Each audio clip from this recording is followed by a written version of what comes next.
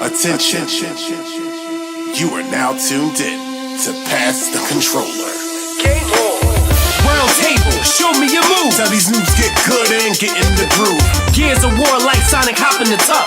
You don't want the smoke, you'll get bodied by big nuts. Come for the characters, stay for the content. Fans from the elite to the civic minded. Conventions are streamed, the topics deceased. So tune in, peace and hair grease. Let's go, baby. Peace and hair grease. Pass that, pass that, pass that, pass the controller. Pass that, pass that, pass that, pass the controller. Pass that, pass that, pass that, pass the controller. Pass that, pass that, pass that, pass the controller.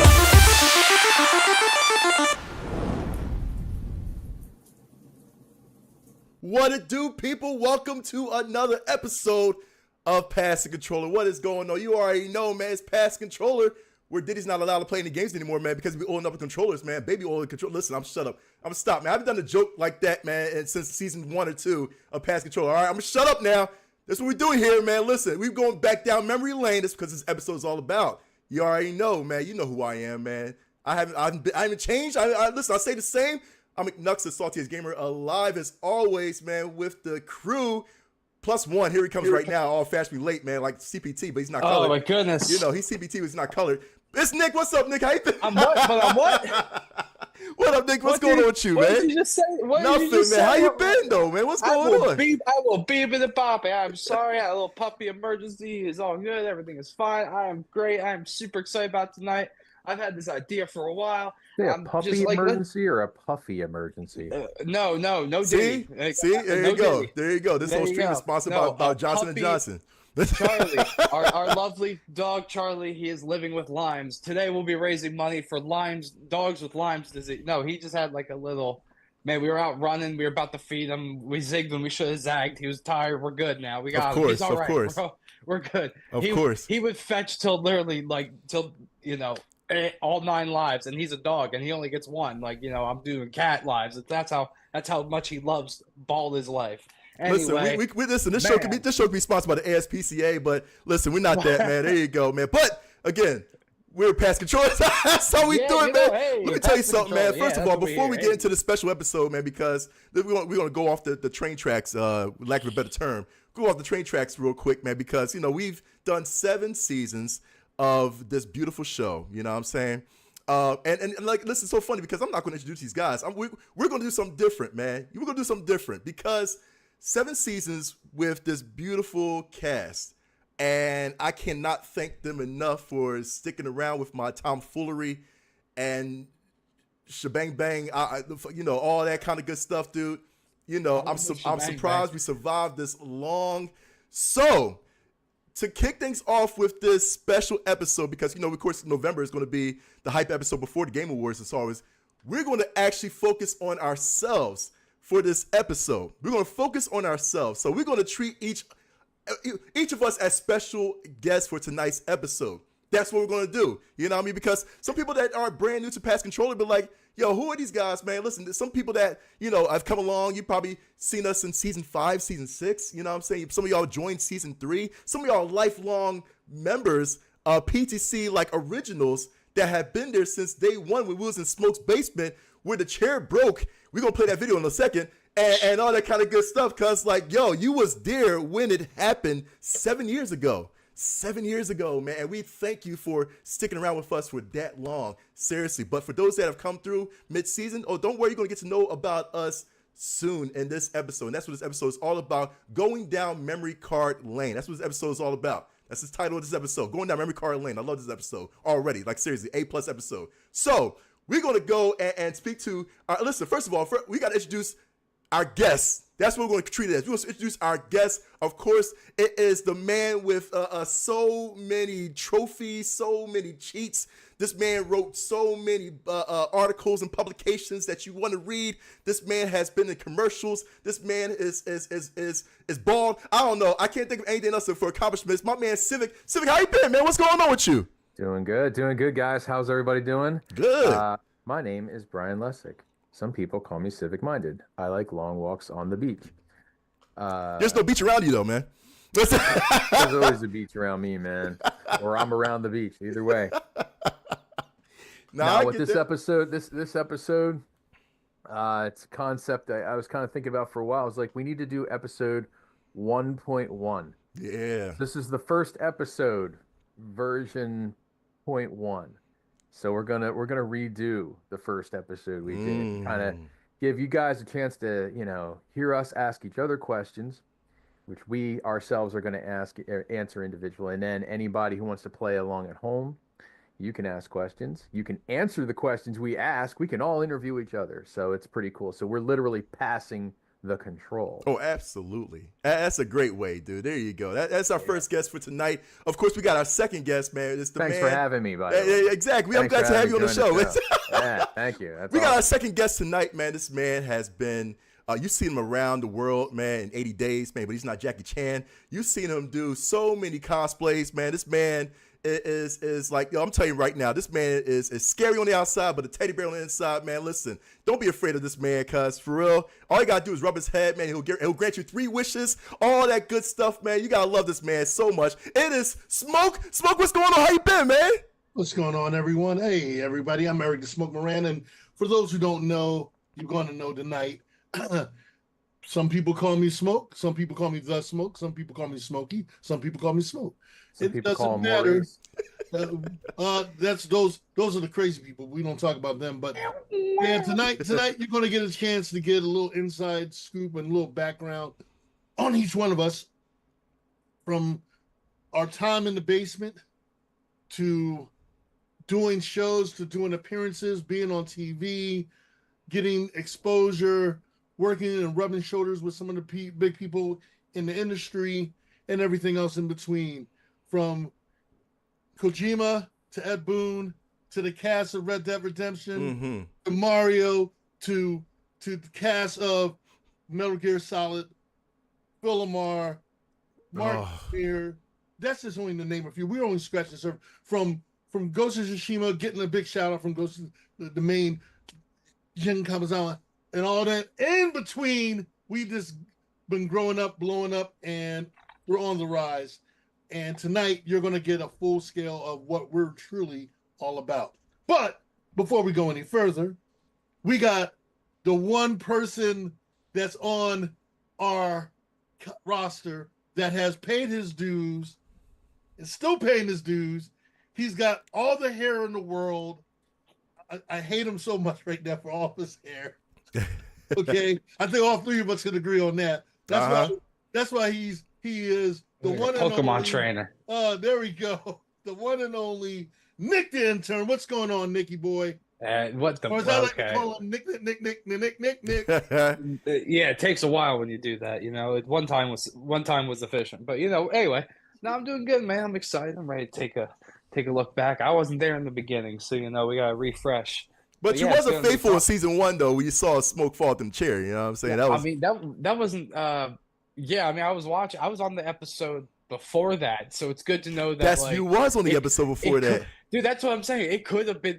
That's what I'm saying. It could have been any of us. Like, those were always swapped around. So who knows when that thing was ready to go? Like, I could have weakened it. Do you remember what episode? Do you remember the episode number you were on the first time? Ooh, that's a good trivia question.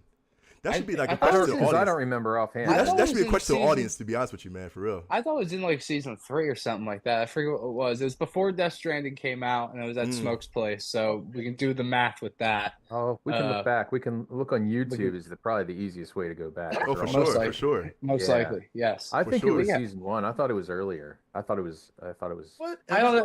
Was on? Yeah, I don't remember. It's all blurred. Yeah. Now I'm on too many, exactly. But yeah, we're good. We're having fun. I got a recently, because I moved out of my apartment, so like just for part of the show of it, I have a lot of old games here from way back man, you when. got the bargain bin, man. Yeah, you know what I'm saying? Like, this is my collection right now, because it's been like boxed up, so like I got some stuff here ready. When you really look at it, we've been together since PS4 Pro was out. Yeah, that's true. Yeah. I bought one. I was working at Movie Tavern, so like it was after. That's right. That was for Spider-Man. So yeah, dude, somebody do the math.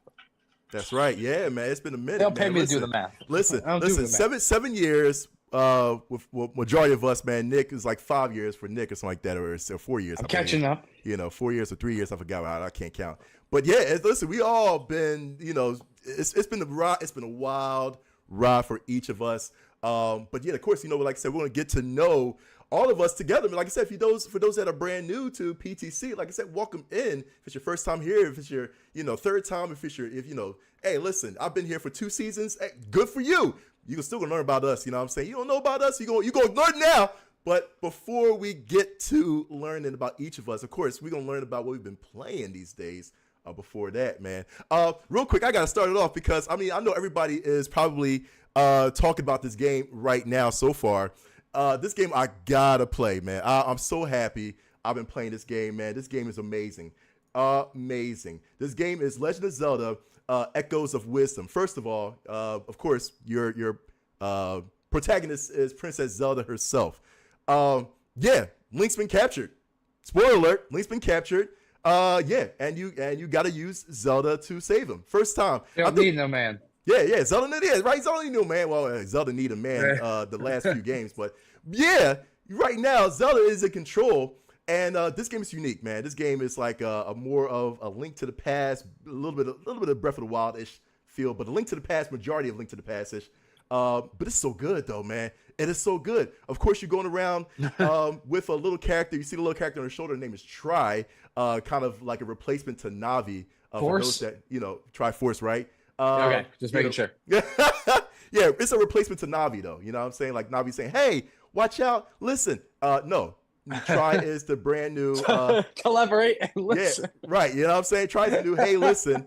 And Tri's running around with Zelda, helping to solve puzzles. The main thing about this game, how it's unique, is the fact that right now Zelda it doesn't focus on attacks. It focuses on. It's like Minecraft a little bit. I can say it's a little bit like you see how Zelda. What it is you can use anything, and it turns into echoes. What I mean by echoes is you can actually recreate what surrounds you. So you see like trees, you see cabinets, you see rocks. You can actually mimic that with the magic wand that Zelda uses and recreate that. And it's basically just solving puzzles and using that against enemies. You can use a rock. I've seen people beat the game with just a rock, and that's it. Don't have to do nothing but with a rock. You know what I'm saying? It's so amazing. So it's like using your, mind. Like your mind can do, like whatever your mind can accomplish, it can happen. You know what I'm saying? If you want to beat the game with like I said, with a rock, with a tree, go for it. You know what I'm saying? But again, it's so much fun. I love this game. I cannot get, honestly, I cannot get enough of this game. This game is definitely a sleeper for 2024. Yeah, man. There's some beds. Sleeper. Yeah, you can make a bet. Exactly. Hey, right. How about that pun? But yeah, like I said, you can go ahead and switch to a bed right there, and you can go ahead and, like I said, she missed a bet. There you go, create a bed right there. You know what I'm saying? Like, as for steps, it is so much you can do in this game, and anything your mind can craft. Exactly. It is so much fun. I recommend people that have the Switch to play this. Seriously, it is so good. Something to keep us Zelda-holics kind of entertained until the next chapter or the next game of Zelda comes out. But this is so good. This is so good. Is it the same map as the last one in this This style? is the same map as A Link to the Past. Yeah, claymation Link to okay. It's a Link to the Past map, basically. It's a almost a carbon copy, but not completely a carbon copy. But it's a carbon copy of Link to the Past map. So it's so cool. You know what I'm saying? So it's like, oh yeah, okay, I know where this is at. It's so great, man. Hey, listen. Yeah, right. Yeah, gotcha. Plus, it got some elements, like you said, right here, this little side camera action, like Zelda 2. You know what I'm saying? So you get elements of almost a lot of Zelda's Breath of the Wild, Link to the Past, Zelda 2. It's so good. This is a sleeper for me for the Game Awards. I don't know if it's going to be Game of the Year. I don't think it's going to be Game of the Year worthy, but of course, it's going to be nominated for some kind of award. I love this game so much, man. Seriously, I recommend it so much. Yeah, there you go. I love it. Legend of Zelda, Echoes of Wisdom, man. Play it now. You got to, man, because this game is amazing. So, yeah, that is my game for today. How about, Sid, what you been playing, man? All right. Well, the game came out last year, but I really didn't even get into it until just recently, just because I've been so busy with other games. It's October. Wanted to play something scary. Of course. I had played the previous iterations of the Outlast and Outlast 2 games. They're amongst some of the scariest games ever made, seriously. Outlast Trials is what I'm playing now. That's the third entry in this series, and it's a little bit of a departure from the first two. The first two were single player, but this one's a little bit different. So everybody knows, like, I'm a big fan of Dead by Daylight, fun game. It's like your asymmetrical co-op game, horror survival kind of thing. It's kind of that same thing, and it uses that same formula in the first two Right. Outlast games. Is like it's first person, it's all stealth, it's all defense. You can't fight. You're basically trapped in these different little arenas here, uh these levels that are either it's like a police station or it's a sane asylum or it's an orphanage or something like this, and you and up to three other people are trying to basically do these trials, right? Mm-hmm. They're trying to do these different different whatever jobs, little side quest things to try to accomplish a certain goal within this thing, and then you can escape together, and then you kind of get graded, Right. right? But the premise is basically like you were like a homeless person, you were abducted by the Markov Corporation, which is like this nefarious, it's almost like Umbrella Corp, right? Same kind of thing. In this Yeah. world, Markov is like the bad guys, the big bads. So they're doing like these human experimentations and things like this. So your whole idea is they throw you into these different situations and you have to escape. So you have like a rig on your chest this time that's kind of like it gives you different like defensive capabilities. It can like stun an enemy if you're close enough, or it can barricade a door or something like that. And then of course you have like night vision goggles, and that's it. That's all you have. Yeah. Night vision goggles have limited capacity. They have a battery that's attached, so you can't use it infinitely. But if you're in a dark room, you turn it on, you can see in the dark. And otherwise, it's kind of like anything goes. There are these enemies within here. They're all basically like humanoid enemies, but they're all out to get you, right? Mm-hmm. And it's no good. You have to evade them. You have to hide from them.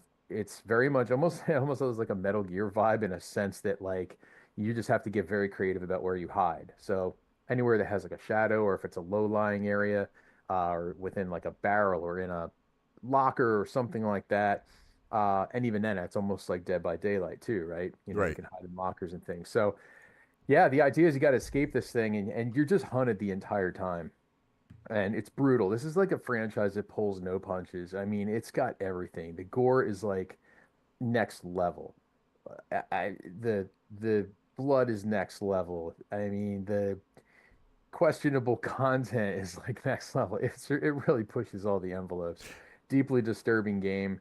Um, so here's the thing, like you can play this just by yourself, right? You can run through here, or you can play it co-op.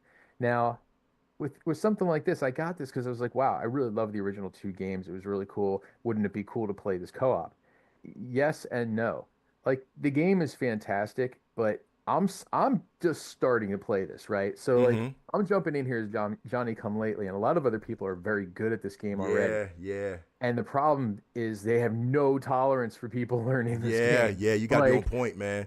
dude, you got to run perfect. Like, I Yep. jumped into a match today and I had a level 70 person, which is 70 is like the max, right? Yep. I'm Mm-hmm. like level 2 or 4, something like. I'm super low level. Right. But they're like, that's your loadout? That's the stuff that's going to be your rig that you're going to use? What are you doing? The whole time I'm like, dude, I'm like, this is literally my third match, right? Like, I know how to play the game. I'm just not like super adept at every nuance yet, so I'm still learning this. But yeah, so everybody's been playing this forever. I'm like the last person on my block, last kid on my block to play this. So I feel like, it's a little frustrating, honestly. Like I enjoyed playing the game. The first match I played in this, I played it co-op with a bunch of people, and they were cool. And the one guy was basically like almost like barking orders, but I didn't mind that at all because he was basically like, yes, we need to do this first, this second, this That's third. Follow good. me Yeah. through this. Yep. I was like, cool, cool. He's like talking me through, and then we had two other people with us. Second time I played it, I ran a level by myself, and it took a long time, but I was able to do it. And I obviously didn't really have too many problems. I didn't score as high. You get graded at the end of these, and I didn't do as well, but it was like I still survived. Mm-hmm. Then I played today, and it's just man, it was a mess. Like I don't know, it's one of those games. It's like everybody has a different play style, and you kind of have to like. There's no wrong way to play it per se, but like you definitely have to have some semblance of communication, and I think a lot of patience and a lot of I guess just stress control because Yeah. this is a game that's designed to bother you and disturb you and harass you. It's not it's not always fun. It's not it's if you like being scared and stuff like that, yeah, it's gonna be awesome. It's a cool horror game, but like it doesn't let you get away with a lot. Like it's a pretty tight game. Like even on the easier levels, difficulty wise, like man, you got to be on point. It's just really going to punish you, and it's going to play with your head and everything. But you can see here, I mean, this game is so gritty, dude. It's like such a perfect like Halloween month game to be playing. So yeah, so I'm gonna stick with it. I'm gonna keep going. I don't recommend this game to anybody under like I don't know, maybe whatever. What do they say? Under the legal age. Yeah, I mean whatever the age. Yeah, it really is. I mean, there are some games that are rated M where you're like, it's not that bad, right? Like Grand Theft Auto is rated M because of the subject matter. Okay, well, yeah. But it's not horrible. It's just there's a lot. It's just you want to I don't know. This game is like legit. Like if you have issues with certain subject matter, best to stay back. Like religious stuff, sexual stuff, torture stuff. It pulls zero punches. Not safe for work stuff. Yeah, basically, yeah. Stay back. Seriously, I was almost like afraid to like play too much of that game, even show it like here. But you played a part which was like kind of tame, but it gets wild, man. Especially if you played the first two Outlast games, like man, forget about it. Oh, for sure, stuff. Absolutely, so, man. Yeah. So. Yeah, players players at your play at your own risk. Beware. Yeah, players beware. Play at your own risk. Players beware. In a sense, with that game Spooky for sure. October. Yeah, exactly. Nick, man, how about you? What you been playing, man? Man, I've been playing a couple of different things, just keeping it simple, playing Fortnite with my friends or whatever, hanging out, playing a little Warhammer, getting ready for Dragon Ball this week, really excited. And part of getting ready for Dragon Ball was looking back at stuff, and I'm waiting on Black Myth Wukong. Like I'm gonna get that. I'm sure Smoke will talk about that at some point. But I'm just my love for Toriyama and everything, and his style and everything he's created. I went back and played Blue Dragon. That's a classic, dude. That's a classic. I played as a kid. I remember I couldn't get past this one boss, and I was just like an idiot. Like I just wasn't doing the right thing. Like, but then like I'm already past that. Like but it was fun. Just like I've seen some of the anime as a kid, like the US version. I'm gonna go back and like rewatch it like fully, probably like the Japanese, just to kind of get like the actual like accurate story, because I know like this was localized at a time when like at least the anime was like for kids kind of time of like right. We're not gonna go full on with what it actually is like but it's fun. It's got cool characters, and it is a very basic game, and the gameplay is very basic, and it gets pretty simple. And as soon as you get your stronger attacks, start using them, and it's turn based and everything. And man, Kluk is annoying. She is pretty rough. She is the worst. Like that's the trio. Shu is great. Obviously, Blue Dragon's the best, and then the Minotaur is all right. But man, the Phoenix, man, there's a reason why a Phoenix comes back from the dead, because that's all she does, man. But these characters were designed by Akira Toriyama, and I'm getting really excited for Daima that comes out this week, and also Dragon Ball Sparking Zero. So I was doing a little blast from the past. I don't know if I still have, unfortunately, my disc copy of Blue Dragon. Like I got a bunch of old 360 games here. Like I got like Transformers Fall of Cybertron, stuff like that. Yeah, it's kind of hard getting a copy of this. Just Cause 2, stuff like that. But like I had it, and like I don't know if I still do, or if like as a poor kid, I traded in at GameStop for a couple nickels or something, probably a hope and a dream, or store credit. And but hopefully maybe it's in here. We'll find out. We'll see. See. Yeah, I'll tell you right now, man. The best part about this game is actually the song. What you call it, man? This is the beginning. Yeah, I love that song, dude. Annoying. I love that song, dude. I sing that song all the time. That's my karaoke song, dude. Fear now in her, showing you what you can't see. Dude, I love that song, dude. Just do that. It's stuck on replay. It just goes over and over. This is the part where the kids. This is the part where the kids swallow the pills, and then they get the power to be, really strong, like follower behind them at all times. Like it's kind of creepy when you think about it. Like, your shadow turns into a giant monster. Yeah. But whatever. It's whatever. But it's man. so but awesome, I love it. Man. I love that It's a classic song. and. It's a good story. It's fun. Play if you've never tried it. It's always on sale for digital. It's just what I did. Cool, I was like, it was like $3. I just went for it. I got a couple other games. Yeah, good value. But man. Yeah, but looking back, and definitely part of my gaming history is definitely the Dragon Ball games and stuff like that, and those kind of fun. And it's definitely It's a big part of my history. I know that, but that's me. I've been playing that a little bit on my own for my own downtime. I like that. Smoke, Eric, the smoke, man. What have you been playing, my friend? Well, like you mentioned earlier, I was playing a lot of Wukong. I'm almost at the end, of Black Myth Wukong. I'm on chapter 6, and I'm down to 2 more bosses, and it's one of the most hardest boss, if you could say.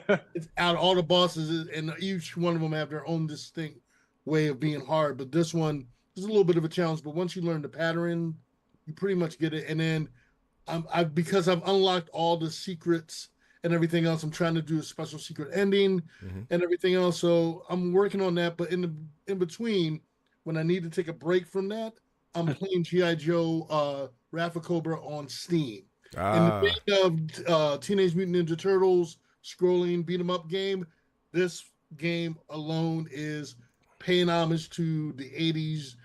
For me, the 80s when I grew up on as a teenager, from playing as Roadblock, Duke, Snake Eyes, Grunt, Scarlet. So you have options, but it's a really good beat 'em up in the tradition of 80s and 90s games. It's basically, if you're a fan of G.I. Joe, you'll definitely enjoy it for what it is. The only thing I wish they had is the original music from the cartoon series, but that's just my personal preference. But I've enjoyed this game a lot. It's simple, it's cut and dry, but you just have a lot of fun. If you just want to beat up Cobra and just have some fun, nostalgic, for nostalgic reasons and all that, this is the game to do. If you're a big G.I. Joe fan like I am, you definitely will like this game a lot. Perfect, man. Yeah, I do. This is awesome, dude. How many players does it support? 4 players, right? I believe so, yes. Yeah. I didn't know this was out. This is great. Yeah, it's on Steam right now. It's on Steam. Yeah. Eventually, I think it's going to come to PS5. But right now, I think they're just like trying out on Steam first, and then right. Play around. And see, this is awesome, man. This is so awesome. Like we kind of live in a time where a lot of these beat 'em ups, man, are kind of prevalent now, man. With like G.I. Joe, the Power Rangers one coming the Power soon. Rangers, the DLC for Ninja Turtles, man. With the Jimbo, yeah. Oh my, the what you call it? The kids, man. What you call it? Yeah. Oh, the Toads. It's already out. Sorry, up. Yeah, they just dropped. Yeah, it's freaking awesome, dude. I'm like, I cannot wait for the Ronin to come in. Yeah, you know what I'm saying? Like, dude, it's the DLC I had my fight with Sony about. That was the one. Oh wow, that's what it was. Sheesh, that was the nail in the coffin. Yeah, but it's awesome though, man. That's freaking cool that we are living in a great time right now with this, man. So definitely got to play through the Power Rangers one. I'm hoping to get a physical copy. Yeah, I just want a physical copy of that. I want to own the physical and the digital. Gotcha. Yeah. Seriously, I'm a believer in owning physical. I'm old school.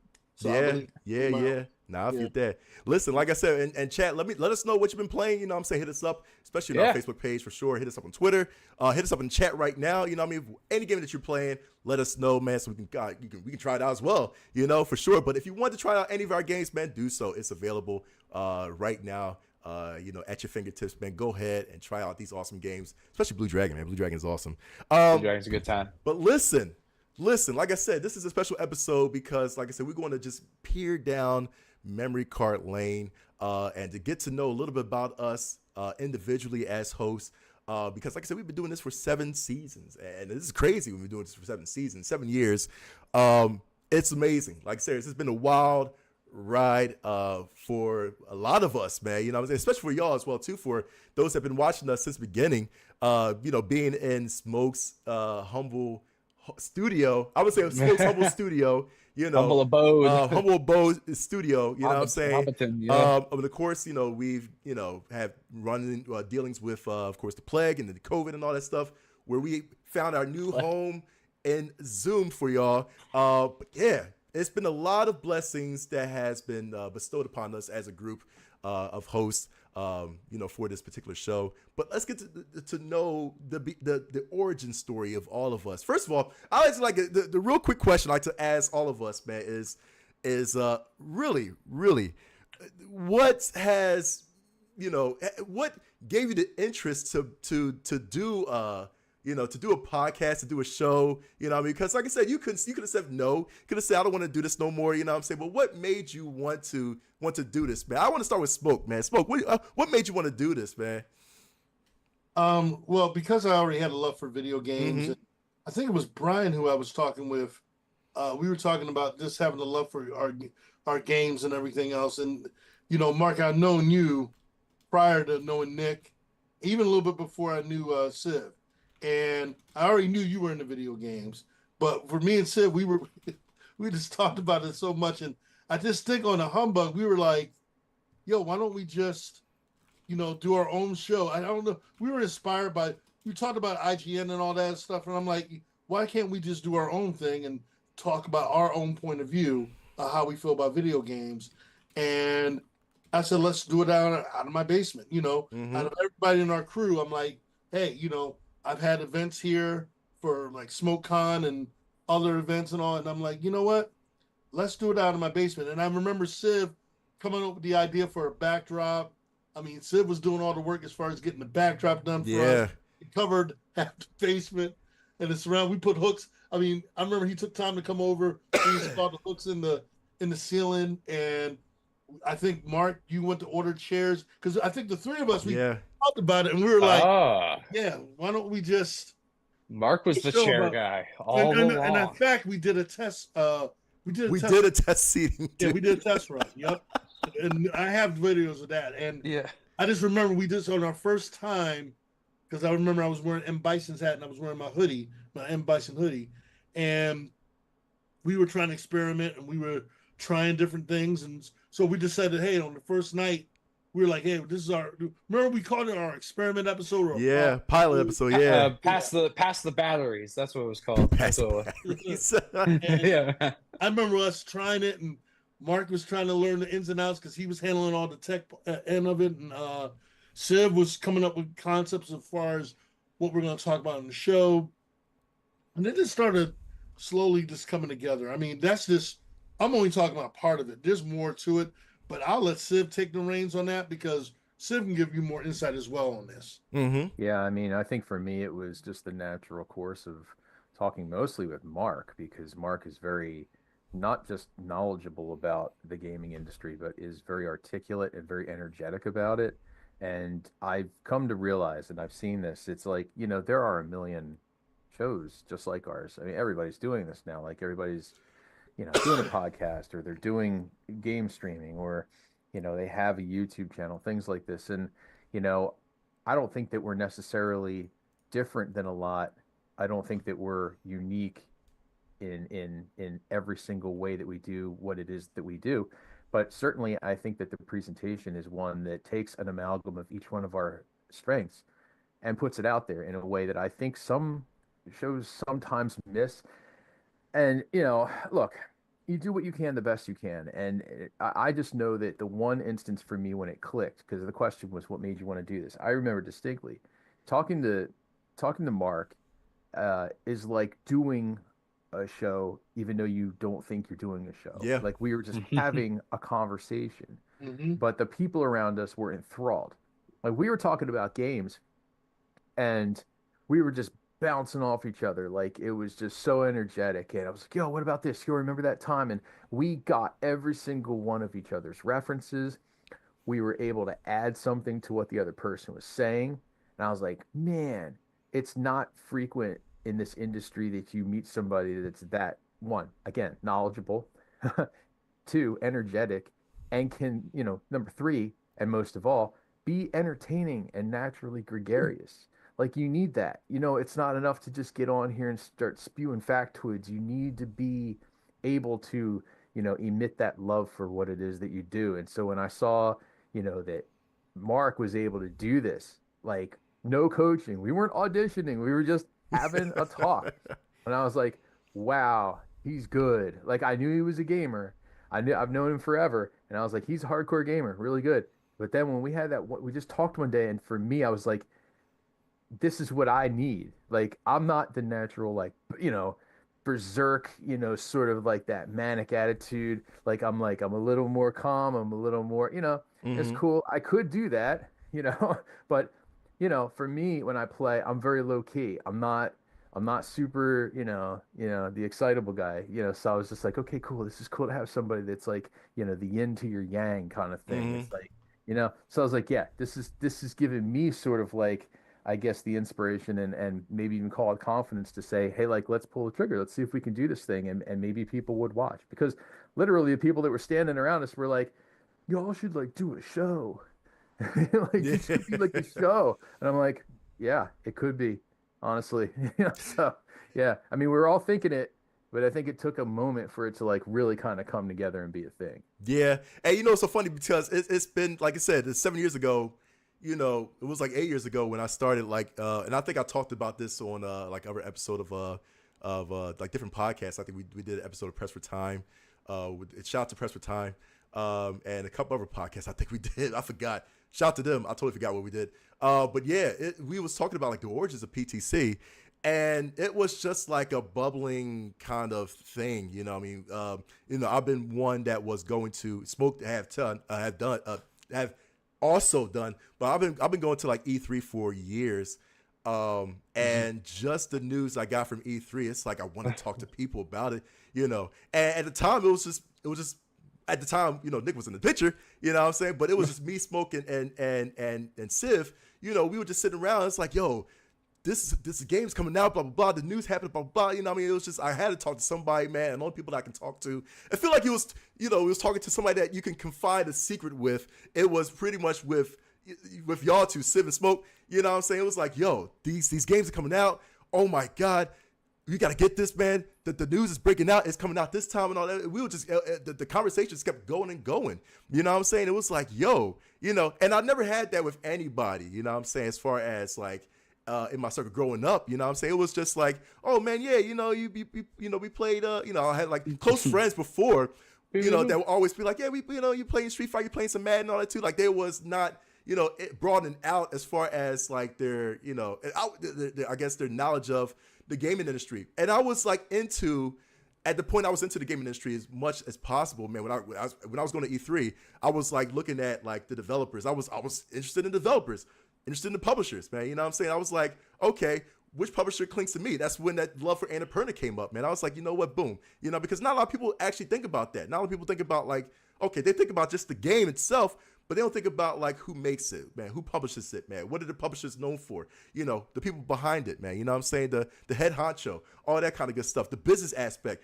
But for Civ and Smoke, man, these guys knew like the business aspect of a lot of these companies, man. I was like, oh yeah, I could talk to these guys, man, for sure. Like the background of just, what game is out. What I'm saying? Like we could talk about just the meat and potatoes, And so that's why we can, we just build that up, man. And it was like, you know what? We got to start something up. We had to start something up. And that's how Pass Control was born for sure, man, which was great, It was really great. And like I said, shout out to, and I remember mentioning this in other podcasts as well, too, like shout out to podcasts that have inspired me as well, too, like IGN's Game Scoop, man, Damon Hatfield. I met Damon Hatfield. I talked to Damon Hatfield. He talked to me. He was like, dude, start the podcast. But he says he loves people that start video game podcasts. He loves it, man, because there's not a lot. I mean, the people, honestly, you think there's a lot, but there's not a lot of people that wants to talk and put their own opinion. A lot of people want to look at big industries like IGN's opinions and all that. They want to look at just actual gamers, what I'm saying? Even though, a lot of, IGNers are actual gamers as well too, but they do professionally. But when they talk about like the hardcore gamers like, me and Nick and Smoke and Civ, people will listen to that, what I'm saying? As far as, okay, is this game good? Let me listen to actual gamers that actually played it, man, like hardcore gamers that give you none of the BS and all that kind of stuff, man, So Damon Hatfield of IGN was like, do it, dude. We love it. And getting that praise from Damon Hatfield of IGN was like a wrap, what I'm saying? And then, of course, from Kind of Funny Games, their podcast was also as well, too, man. Shout out to all the whole crew there and meeting them in New York, man. And they said the same thing as well, too. They love it, So it's, like I said, the Pass Controller is just, like I said, it's a passion project for a lot of us, man, for real, So, big ups to everybody that's been playing their part since season 1. But, of course, we got the man down here who's actually jumped in around, season 5? I'll say 5. Of course, he was in the episode. I think officially, but he was in the episode in season 2. I want to say season 2, maybe pending. Asterisk on that. You know what I'm saying, Nick? How have being on? Well, first of all, being an audience member to an actual host changed you? or just impacted you for just being on the show and just as a person? Well, it's interesting to talk about and think because like I really like right place, right time is kind of how I'm here, and like Smoke came to Movie Tavern for Force Awakens, and then for a bunch of other stuff, and then Mark gave me a coupon for Great Philly Comic Con the one time for Yeah, the I remember that. Philadelphia Range. Yeah, I was like, man, I've known Eric for a while. He never offered me a coupon. Crazy, that's interesting, and but it all Where do you worked think you out. got the coupon from? Oh, yeah, I'm just saying. I mean, that's what I mean. Like, you could have, anyway, it could happen from anyone. Anyway, it's interesting because then, like, I like what you guys are doing, and you all been, cool and welcoming, and then just being in, like, the same, circles, and just, like, it's kind of, we had that same moment, like, when I really, like, met Brian, like, when we went to Gamers Haven after the con that night, and I remember it was the night that the Rise of Skywalker trailer came out, and we all were joking and talking about that and having a good time, and just discussion, it just builds, and you just have fun, and that's what I love doing about this. Is just like laughing along and having a good time, and I had the one episode, and then before the chair smash, and then like we did the pandemic like round table, and then just because of that, and then once we got going back to cons and everything like that, it was just about showing up and being there and being enthusiastic and making something happen. And I went to the Crayola for Yeah, that's anything. right. That's anyway, right. anyway, I don't remember for what. Anyway, moving on. And You can say it. I mean, you can say. I don't remember. Yeah. We had a good time though. But that's the thing. Yeah. We were there, and you gotta own the moment, and you gotta take it. And you gotta run. You gotta sing with it, sing for the. And I'm not gonna do all that. But yeah, it's interesting to look at it because like my perspective still hasn't changed. It's just like I just get to be more vocal about it. Like instead of being in the comments, I just get to be on here. Yeah. And that can happen for anyone. Anyone can do it. Who's ever in the comments right now, you can do it. Go out, start it, do it. But yeah, no, it's been fun. Also because of the fact we all had different perspectives from different points of view. From my perspective as being an old time gamer from the 70s going into the 80s, going into the 90s and 2000s, where you had Civ, who had vast knowledge when it comes to video game history. When you had Mark, who basically not only is a gamer, but he goes to tournaments and he's in the nick of it. I mean, he's in the thick of it at all. And then you got Nick, who gives a fresh, young perspective as a video game gamer and his perspective. And also, when you're getting all these different thoughts and these ideas and these concepts and these backgrounds, you come up with a really good group of people that want to just talk about games, talk about their perspective of it, not just trying to do it for clicks or just hating on games just because it's going to. Me personally, I never cared about if we had a whole bunch of fans or we had one fan. I think it was hitting me when we were going to these gaming events and all, when people were coming over to us and coming over to me or coming over to Civ or coming over to Martin before Nick got on board and people were fans of us. I think it was really, that really got me because I was just like, okay, I mean, people knew me from my wrestling days, me being on TV, doing film and doing appearances, but it's different when you're having people in the video game industry giving you props and loving what you do and stuff like that. People who I've admired, who I've followed on YouTube, who are video game reviewers that have good reputations that we end up becoming friends with, or we're all like connected in one form or another. So I think it's pretty cool. Angry Video Game Nerd. He's we've developed really good relationship with them. Of course, Mega Ran. So many different people. Shout out to Jason J1 Studios because he was one of our first in studio guests. Besides what you call Curtis from Head Nerds in Charge. Yep. So it like I said again, it was, and we I was really appreciated when people would just come over and be our in studio guest. Besides Nick. What? You had Paige Hammermill. That's right. Came through and gave her the female's perspective of how she felt about certain video games, and she's an old school gamer and all. So I love the fact that when we were doing it in the basement, it was like you were watching MTV old school like TV. Yo, we're talking about this. We got special guests walking in the studio like a Wayne's World meets MTV, Yo MTV Raps, a little bit of throwing video games in it. And this is at the end when G4 was phasing out, and you had, IGN was at the top of its game at that time. And so, before everybody really started breaking out as far as, people in the video game industry having their own podcasts and all. So we were fortunate enough to be at the precipice before things started really hitting out, And I think really I was really it was really a trip when I went to E3. Yeah. And I won that contest. And I went out there representing for PTC and made so much headway and letting people know who we were and everything else, from meeting Kojima. Oh my God, so jealous. And getting pictures with him. Ed Boon inviting me to Injustice 2 premiere, and I'm talking with him and everything else. It's surreal. And I'm like, hey, we got a show called Pass the Controller, and all them letting me try, being one of the first ones to try Resident Evil 7 Biohazard as Bison. And I'm like, in VR. So, and representing for PTC. So I thought that was real cool. I mean, look, we're not even going to begin to talk about Great Philly Con and all these other spots that we hit. Mark, you and I being at New York Comic Con. Yeah. With IGN and all that stuff. So it's yeah, and of course Civ and I making a lot of headway. And like I said, it feels good that we've accomplished a lot. And everything else. It's surreal. It's surreal. Mm-hmm. And the fact that we've had the people on our show that we never thought we would get, and there's still more to come. I think with COVID was our real test. I think that's when everything changed for the next level for PTC. I know I'm saying a lot, but it's just, while I'm remembering and retaining the memories in my head and stuff, But I know, Civ, I know you got a lot to say on that too.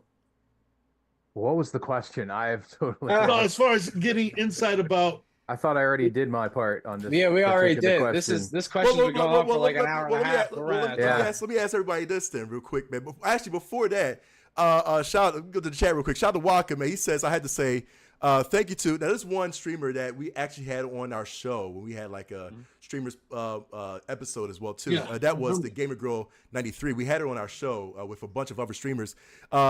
And see, I like that. I have to say thank you to Gamer Girl 93. During the COVID time, I started watching her stream as GoldenEye speedrunning. One of my memorable games during my N64 era. And one day she said that she got invited for a podcast about small streams, which is Pass Control, of course.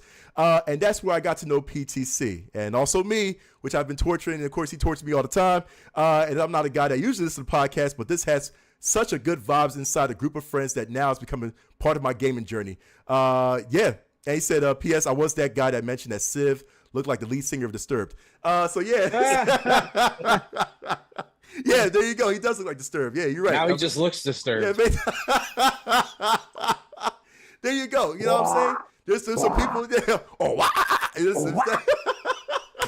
No, but yeah, anyway. Listen, some people have, met us through, other streamers. Like I said, that's why we do, a lot of these episodes with special guests and stuff like that, man, because people, people find us, and that's cool. That's really cool. But let me ask this question real quick: if you can recap one memorable highlight from the 7 years, Nick being 5 years or 4 years, 7 years of this whole journey, if one highlight can stick out, what would that be? Meeting Kojima-san. All right. Yeah. Okay. Yeah. I'm still jealous of that, man. It's a 2-2. Meeting Kojima-san and hosting to the cast of Metal Gear Solid. Oh yeah, that's nice. Yeah. Yeah. Sif, how about you, man? Howard Scott Warshaw. I was just about to say that, man. Yeah, he was amazing. He's a really cool guy. He's the guy who created E.T. and Yara's Revenge and Raiders of the Lost Ark for the Atari 2600, and just a fascinating guy. He's had such a cool career trajectory through, not just gaming, but beyond that, his professional life. He's still out there. He did a book a couple years ago, which was amazing. That's when we had him on. And that was a personal, like, just a total honor to have him on. He's such a he's a brilliant guy. He has such a cool, like, perspective of like the industry himself. He has a great sense of humor about the games he's done, the perception of his work. Man, that was so cool having him on, man. That was unexpectedly. I knew it was gonna be fun having him on. I just wasn't ready for like how fun. Like, he is Yeah. just an amazing, amazing dude. So that episode is up on YouTube. You can go back. I think that might be one of the ones that we have like the most views on too. Honestly, I think more people have watched that one, I think, maybe than any other video, but it was a popular one. He was really cool. So I'd love to have him back on again. I know he would do it too. He was just very cool. Chat stole my answer. Chat said the Phil Lamar interview. That was cool too. That was amazing. Like, Yeah. seriously, That was a good that time. was amazing. I actually want to say before I get to Nick, I actually want to say I think one of my best highlights to me was, I think we had our first interview or our first panel. Our first panel was at Great Philly Comic Con. Was it Civ? It was Great Philly Comic Con, I think and so. I think it was just it. We had our first panel was smack dab like early in the morning, I believe. Yeah. And I spoke. You was running around because you was working for the con as well too. So Dude, I was in line for lunch because I was like, oh, I'm just getting here at noon. Like, let's eat something. And I'm like, Yeah. they're on stage over there. yeah, right. And I was expecting to be on stage. So me and Civ did like an early morning panel, right? It was like an Army of Two kind of panel that we did, right? And that solidified the camaraderie that me and Civ had, man, as far as panel goes. Because honestly, after that, man, I was like, yo, it was just like, you know what, we could be busy and all that too. But if you have one person next to you, man, the show will go on regardless. You know what I'm saying? Like, legit. Me and Civ ran that panel because Smoke was running around working for GPCC. I was one of the directors for that. Yeah, he was one of the directors for that. And Action. and the banter that me and Civ did with the rest of the audience, man, was so awesome that solidified my love for doing panels. You know, even though, like I said, we didn't do panels before. That was our first panel that we've done, and then the first interview that we've done with celebrity guests at GPCC with Anjali Bhamani. Shout out to Anjali. There you Yep. And that was the first, I mean, trivia for everybody. That was the first panel with a celebrity guest that I never wore this hat. You remember what I wore? I don't know. Sid probably don't remember. I don't know because he was with me, but he probably don't remember what I wore. Oh, I remember what you were wearing. You were wearing a onesie. I was wearing a onesie. Yeah. You were wearing I was Happy. wearing a from onesie. Fairy Yep. Tale. Yep. I was wearing a onesie, Oh, dude. I was man. not wearing my hat, but we had Blue cat with wings. And, yeah, and the I remember fun, that and shit. the best thing about it is that the panel was so homey in a sense where it was not like a professional. It was just like, like porch talk per se, with lack of a better term. Because Anjali was like, you know what? Let's do something that no other panel will ever do. No other Plus, celebrity because our guest will ever do. microphones didn't work. Do you remember that? Our microphones didn't work. You're right. So we had to sit on the edge of the stage, and we invited everybody to come around. We did almost like a Like a fireside. powwow in a Like a sense. you know what I'm campfire. saying? Yeah. Yeah, it was really cool. Whatever And- the equipment was at the con that they were using, we couldn't get the PA system working. Right. So we just came, down to the front. It was very cool. Yeah, but the fact Yeah. that it still worked though. That was such a most unique panel that we've done. A lot of people loved it, man. I mean, a lot of people that wanted to just get closer. You can see people just like faces and all, like, oh my god, I'm sitting like 2 feet Yeah. away from Anjali. Like, she's right there. Like, she's the voice of Symmetra. She's the voice of somebody from Apex Legends and Valorant. And dude, she's right there. Like, because she wants to sit close. You know what I'm saying? Like, she's just a normal person. It was amazing, dude. That event in GPCC, and rest in peace to GPCC. I wish it came back. But that event, man, solidified just the, what it is to come, as far as us being, event, marquees. You know what I'm saying? It was amazing, yo. It was amazing. Like I said, from the 2-man panel that me and Sif did to the interview that we did with Anjali, which was like so bizarre, but it worked so great, and then we did, Charles Martinet, and Kenny James. Yeah, right. And then, Red Dead Redemption was like the blowout right there, which was amazing. You know what I'm saying? All of us, me, Smoke, and Sid was there as well too. But that I was in the audience. yeah, I mean that was I was in the back. Like, oh. yeah, right. You know what I'm saying? Like that was insane. You know what I'm saying? You know, it was just crazy. It was just awesome. So that was probably my best highlight of the whole career of being part of PTC. You know what I'm saying? Yeah, I loved it so much, man. Nick, how about you? For you being here for like 3 years, you know what I'm saying? And I feel like it's been longer. You know what I'm saying? Yeah, I stick around. I'm like a fungus, I'm Yeah, hanging you out. are, man. You can't get rid of me. You know? And like I need to put some boom tough acting acting on you, man, to get rid of that. You know what I'm saying? But yeah, what has been the highlight for you, man, since you've been here? 100%. It was a great moment for me personally, and like a lot of what I want to talk about too this night is like our own like past like games we've played too, and like here's my copy of Assassin's Creed 2, Brotherhood, Revelations, and Batman Arkham Origins. My interview with Roger at Too Many Games. It's 100% going to be my answer. It was such a great time. He had all the right energy, and like we just kind of vibed off each other so well, and I thought it was so much fun. I'll always like look back at it. Those are on YouTube now. All the panels we host are on the Too Many Games channel. You guys should go check those out. Yep.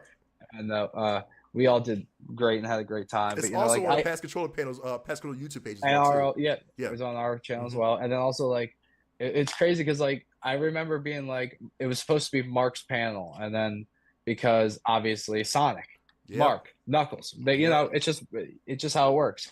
And Mark couldn't make it, so I was like, I got this, whatever. Yeah, GG to you, man, for holding it down. Like seriously, I did the research. And I was like, this guy, I've been listening to this guy for years. Like as a proud Italian, Ezio and video games, Assassin's Creed. My mom got me out of school to play these early. Like she picked them up for me because I'm a little wee boy. And then like obviously I got Arkham City and Arkham Asylum in this pile somewhere too. But then Arkham Origins I always liked that, and then knowing it was him because I always remember the fact that the voice actor was the same as Ezio, but I never knew who it was. And then just like talking with him, and I'd also like finished Ultraman on Netflix like the week prior, and he's Ultraman Taro, who was my favorite on the show. Like it was just a crazy moment of just being like, I'm such a fan of this guy's work. It's gonna be so awesome just to make fart jokes with him for an hour and a half. It was great. It was so much fun. I thought I did a really good job, and yeah, that was one of those moments too where I was like, man, that's the reason why you do it. Those moments up there where, especially where we got to entertain that whole crowd and give everybody an opportunity to like ask questions and have their moment with him. And he was such a a giving guest, and it was a great time, and I had fun. It was great for everyone who got to be there, and my friends in the audience and all that. It was a good time. I had fun. That was great. Dang, let's do it again. Too many games next year. Can't wait. Let's see what we'll get. Oh, dude, facts. Seriously, man. I mean, too many games. I mean, it's been so many conventions that we've been going to, man. That it's incredible, man. And shout out to Civ, man, for actually organizing the events as well too. Ringleader. But yeah, it's been so many events, man. What has been besides? Wait a minute, are we going around to ask different people different questions? Well, sure, yeah. You could jump in if you want to, doing man. That, or we can jump if you want to. Civ, go ahead, man. Sorry. Well, I thought the format was going to be. We're going way back. Let's go back. Yeah. Civ, go ahead, man. I could be a host all day, Civ. I could be host all day. But go ahead. The most. I got a couple of questions. I always wanted to ask one thing. I always wanted to ask you guys. It's a 2-part question, but I just want to go around, kind of like speed round, real quick. What, in your opinion, is the best video game of all time? And what is your favorite video game of all time? Different questions. Ooh. Best video game, your favorite video game. They can be the same if you think, but if they're not, let me know. Go ahead. Anybody can start it. All right. So right now, I gotta say, favorite video game of all time. Favorite video game of all time for me is Sonic 3. Sonic 3 and Knuckles. That's what started the love. You know what I'm saying, for sure. Sonic 3 and Knuckles. Best video game of all time. Best video game of all time, dude. To me, is something that's going to like tug my heartstrings, and I cannot get enough of this game. For me, and to me, a definition of the best video game of all time is if I could play this game on a deserted island. This is the only game I could play, and I would never get tired of it. Besides Sonic 3, best video game for me would be Mega Man Legends. I love Mega Man Legends. You know what I'm saying? I love it so much. It's a good one. Great game, cool. Dude. Yeah. All right. Smoke. Arkham series, Gears of War. But which one's which? Is your favorite game is Gears of War Okay. your favorite one, and then the best video game of all time is what? series, Arkham series. The Arkham. Yep, they're pretty good. All right, Nick. It's so you're like lightning round, hardest question of all time. My favorite game of all time is Jack and Daxter because that was one of my first, and like I got a lot of memories tied to that. And playing with my dad, coming home after school, like it was a great time and great franchise. The greatest game of all time, man, that's such a difficult question. So many things come to mind, like a Grand Theft Auto and like all kinds of things, just for how like detailed and immersive, like how much you just like get to do and stuff like that. But I also think of things like just like Super Mario, just playing like the classic Mario Bros. Going World 1-1, like for how much that franchise created and like such diverse games as well. That like, yeah, I'm gonna go with that. Super Mario Brothers. I'm gonna go with that. I had it on my Game Boy. Man, I played that thing all the time. I love it. I'll go with that. Good stuff. All right. So for me, I think that my personal favorite video game of all time still is Metal Gear Solid 4, which most people, if they're Metal Gear fans, 4 isn't the one that they pick. It's either like 1, 2, or 3. Most of the time, it's 3. I'm that weird guy. I pick 4. It's just the game that I rip through. It's the perfect length. Like you can rip through that game so quickly and really experience the story and always find something new every time you play it. There's so much packed in that tight little game. Like you could probably play it straight through in, I don't know, Yeah. 6 hours maybe, or maybe less. I don't. But I played through that game probably in excess of about 20 times, just rapid fire. As soon as I get done playing it, I restart it, play it. I was never like that is just to me, and it's my favorite game of all time because they did so much with so little. It came out on the PS3 and it looks like a PS5 game, even by today's standards. Right. It looks amazing. I don't understand how the hell they got that game to look that way, to run that way, to sound that way. I mean, it's just a quantum leap forward. I mean, yeah, it's got your cutscenes. Some people don't like the cutscenes. Whatever, Right. skip the cutscenes. If you don't like I mean, it's a narrative video game. People, what do you want? But just the physics engine and the graphics and the lighting and the voice acting. It's just a great game. But the greatest video game ever made is Tetris. Oh, there it is. I was thinking Pong from. Oh, they were gonna say Tetris. Pong. Tetris is as close to being factually the best game of all time as possible. Yeah, It's you're right. just perfect. If you're 5 years old, you can learn how to play it. If you're 95 years old, you can learn how to play it. It's accessible. It's easy. The rules are simple. It's fun. It's addictive. It keeps you coming back for more. It has just enough challenge that it escalates to, keep things fresh. It's like the perfect video game. Yeah, It really is. yeah. People that aren't even Yeah. into video games know how to play Tetris.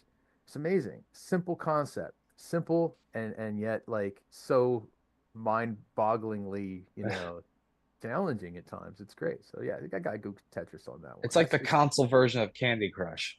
Yeah. Well, I don't know how great Candy Crush is is. mobile Tetris. Yeah. Change my mind. Change my mind. All right. You change I got- your mind on that one. I got a question. I got a question for you, Yep. gentlemen. Uh-huh. What's the first game you ever played?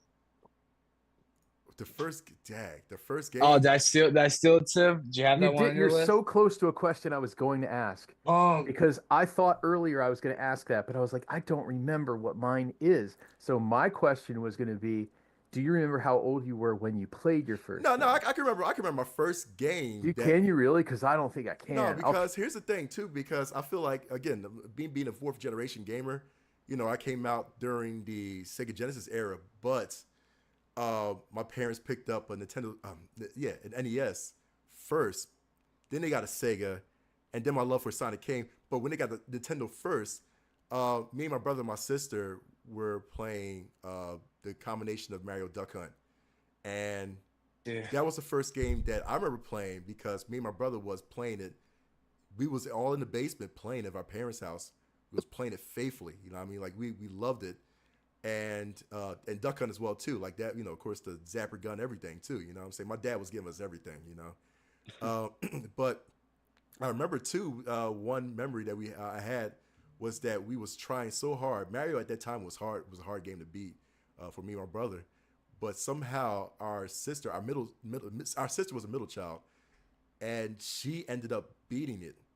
and we got so pissed that like as a lot of brothers do, we kind of like bullied our sister. You know what I'm saying, to not play it anymore. You know what I'm saying, till she told our parents, and that things happen. So yeah, like she beat the game. And we felt like our pride was like cut, you know what I'm saying? Because it was like, Dad, we wanted to beat this first game. It's our first game playing. We wanted to beat it, you know what I'm saying? And that was that, you know what I'm saying? So that I remember that was the first game I played. I could tell you the first co-op game that I played, the first ever co-op game that I played was with my dad. And that's because my love for Contra was Super C, So Super C introduced me to co-op, and I want to ask the same to y'all.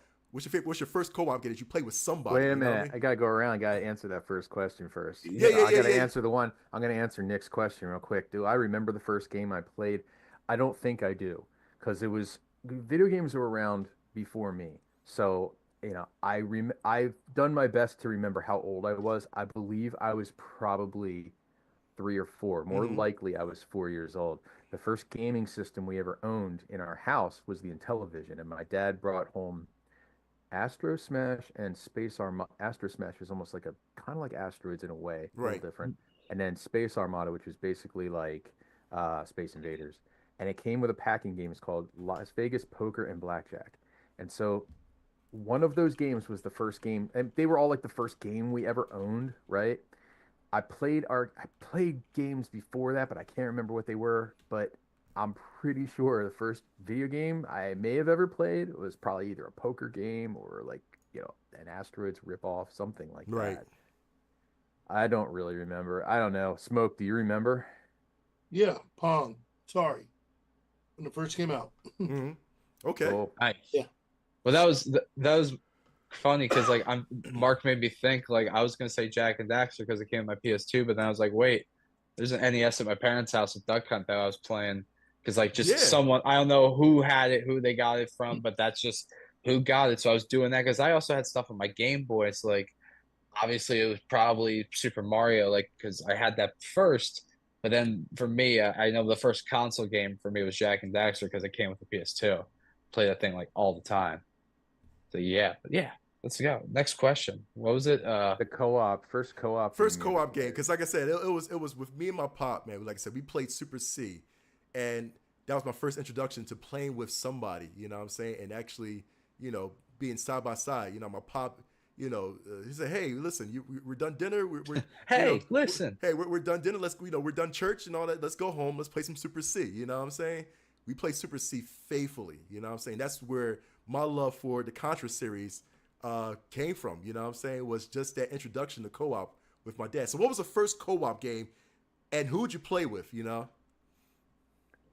I think I might know mine. I'm not 100% sure, but I think, because you gotta understand, like when we were young, like me and Smoke particularly, I know it's going to be the same. Right. There wasn't like a concept of co-op. Usually if it was 2-player game, you're playing against the other person. So co-op wasn't really like even. Well, yeah, you're playing with somebody, put it that way. You're not like playing a 1-player game, but you're playing either with or against. Oh, well, okay. Well, I mean, that's a different question, but I'll answer the co-op, because now I think I do know my first co-op game. My first co-op game, I think, was Mario Brothers, not Super Mario Brothers. Right. Mario Brothers, the one. That's right. Yeah. Single screen platform game. That's right, with the PAL block. That's right. Yep. PAL block. That is kind of like, as far as I can remember, I think that I would call that co-op. Yeah. Because you're not looking to beat up the other person. You're kind of working together. You're right. So I would probably say that's probably my first one, but my first 2-player game, holy crap, probably Las Vegas Poker and Blackjack, because you could play against other. I mean, seriously, it sounds corny, but like, that's what we had. So like, playing like 21, like a card game on the screen was easy. Like I could play that with my dad or my sister or my mom. Right, right. So I think that probably would have been the first. Would like X-Men arcade, like at an arcade, would that be considered a co-op game? I guess. Yeah, totally. 100%. Yeah, those. Yeah, so they were before even consoles. Play them in arcades. Yeah. No, I mean, X-Men came well after the Intellivision, but yeah, I'm just saying in terms of the. You know what the funny part is? The concept of arcades didn't get to me, man. I was with my brother, and we went to the laundromat because that's what we did in the neighborhood. We always take our stuff to the laundromat, and there was one arcade machine. It was Street Fighter 2, and that was my first introduction to actual arcade cabinets, man. You know what I'm saying? That's cool. You know, Damn, that's was cool. was at the laundromat on the corner, and then the only laundromat had Street Fighter 2. I could guess where y'all introduction of arcade cabinets was. One of y'all was Pizza Hut. No. Okay. All right. Well, first I'm thinking about you. I'm thinking. Wait, I want Smoke. Yeah, Smoke. I'm sorry, Smoke. We're at it. We're trampling Smoke over here. What was your first either co-op or two-player game? Do you remember? Well, I guess it would be Pong, right? Pong was two-player. Well, yeah, but I mean, as far as teaming up, it was Space Invaders with my brother. Atari. So, yeah, that's simple. How far did you get in Space Invaders, Smoke? Pretty far. Like, you know, yeah. I mean, you got to remember too. At that time, when we were hooking it up, little VH boxes in the back. You know, the rumor used to be, oh, it'd mess up your TV if you put it in the back of your TV, the little component box to hook up to your AV and all that shit, and it was crazy. So yeah, it was considered a treat in our house. We hooked up our little black and white TV. We would hook up the Atari system in the back, and my brother and I would play Space Invaders. Yeah, and then my sister would jump in, but most of the time it was me and my brother, because my brother always liked to be competitive and stuff. So but it was more like a team up, and like Pong, because we had the rollers, and that was considered our controllers. So the little rolling controllers and all that stuff. So we're talking way back when, and we're talking about maybe I might have been, I don't know, maybe 10, maybe 9 or 10. With Atari and all. I think the boxes were the biggest draw, and when you would see the art on the box, you were like, man, oh, this is awesome. For us, growing up, it was like the cooler the art was on the box, the more you wanted the game. Missile Command was another one. That's right. Asteroids was another one for me. So for us, it was like, like the games that we play now was only a mere thought. Like we never fathomed that we would ever be able to play games open world and everything else. And so to me, it was just simpler times. It was Speaking of that, along those lines, I'm going to ask a question. I wrote this down. I swear this is not me trying to start any crap here, but it is a question. I'm so hesitant to ask it, but now since we're on that track, I got to ask. Aside from yourself, who do you feel on the PTC staff is the best gamer? I'm not going to answer that. I'm going to say, listen, put it this way. I feel like everybody has their skill set. Like Civ, you have a skill set of, like, you're the trophy hunter for sure, man. You know what I'm saying? Like, you collect trophies. Diligent. Yeah, you are diligent. I cannot do that. Once I complete a game, I'm done. You know what I'm saying? Story is great. It's a beautiful and all that, man. I'm done. But you are keep going until you get every trophy. You're dedicated. You know what I'm saying? Smoke grinds through games like a lawnmower, dude. You know what I'm saying? I can't think of anything else that grinds through games like that. But Smoke grinds through games, you know what I'm saying, more than I do. And I'm like, God darn, dude. Like, yo, I want to tell Smoke, slow down, man. Let me catch up to a game. That's how Smoke is. Smoke is a grinder, because, you know what I'm saying? Nick plays. I mean, Nick plays with me most of the time as well too. You know what I'm saying? So, it's like, it's just. I'm just there to have a good time. Mark will tell you, when we used to play Halo back when that was the game to even just play. Not anymore. Yeah, I mean, just saying the craziest stuff. It's about having a good time. Yeah, That's the whole pretty point much. of it. So I feel like everybody has their certain aspect. That's kind of what the only reason I was thinking about that is because earlier today I was playing through a game and I was trying to think of, like, if anybody else in our group would play it and how would you play it, because I think we all have a different approach. Like you said, like, I think Smoke grinds through, like, that's the way I would say it. Like, regardless of how hard or easy or long or short a game is, like, he'll plug it in. That's the game he'll play and rip through. And it's like, I even knew, like, when I was playing Cyberpunk, I think he was ahead of me. No matter how much I thought I was getting work in on that game, he was like a little bit further. And we started playing it at the same time, and I was like, I wasn't trying to catch him like I was competing with him, but wanted to get to a point where I was like, I want to be able to, like, talk about the game with him. So I was like, I don't want to spoil anything, and I don't want anything spoiled for me. So it's like, wow, I was always impressed by that. And then he plays these, like, Souls games. He says he doesn't like Souls-like games, but he plays them all the time. It's like Returnal and Black Myth and all this stuff. And I'm like, Ghost of Tsushima too. I know it's not like Souls game, but like Yeah. he'll play through like long games and get really dedicated and focus in and beat it. Like I never heard him say, "Oh man, I can't beat this game." Like I just have never. Maybe there's some games he hasn't beaten, but I was just like I was always impressed by that. And with Mark, Mark is a different kind of creature because like Mark plays games quickly. Like your whole thing is like speed running. Yeah. And you Mm-hmm. you play a pretty diverse second to me, because I think personally, and it's not, I'm Right. not trying to violate the terms of the question here, but I think I probably have the most diverse, like, game genres I've played. Like, I will play driving and fighting and horror. Like, if it's a bit of sports, everything, I'll play them all. I don't know. I know, like, there are certain games, like, you guys kind of stay away from. I'm kind of like, whatever. So I think, Mark, you probably play stuff that has, like, an escalated challenge, but then you make it harder by like speed running stuff Yeah. and you'll Mm-hmm. pay in competitions, and I think that's admirable. And Nick is a niche player, and that's fine. Like you play a certain type of game, like if you hold like you're like Assassin's Creed and Spider-Man, all the same, they seem like they're all very different games. But they're all kind of like those like big, like epic adventure style games, Yeah. that like, they have either a comic influence or an action influence or an exploration influence. Even Jack and Daxter, same kind of thing, like platforming elements, things like Yep. that. Halo, of course, you got like more action. So it's hard to say like who's better or worse, but I think like it's amazing that we all take like, such a different approach. Like, and yeah, and I'll confess to the fact, yeah, I'm a trophy guy, and I kind of am starting to hate that about myself because I think that slows me down.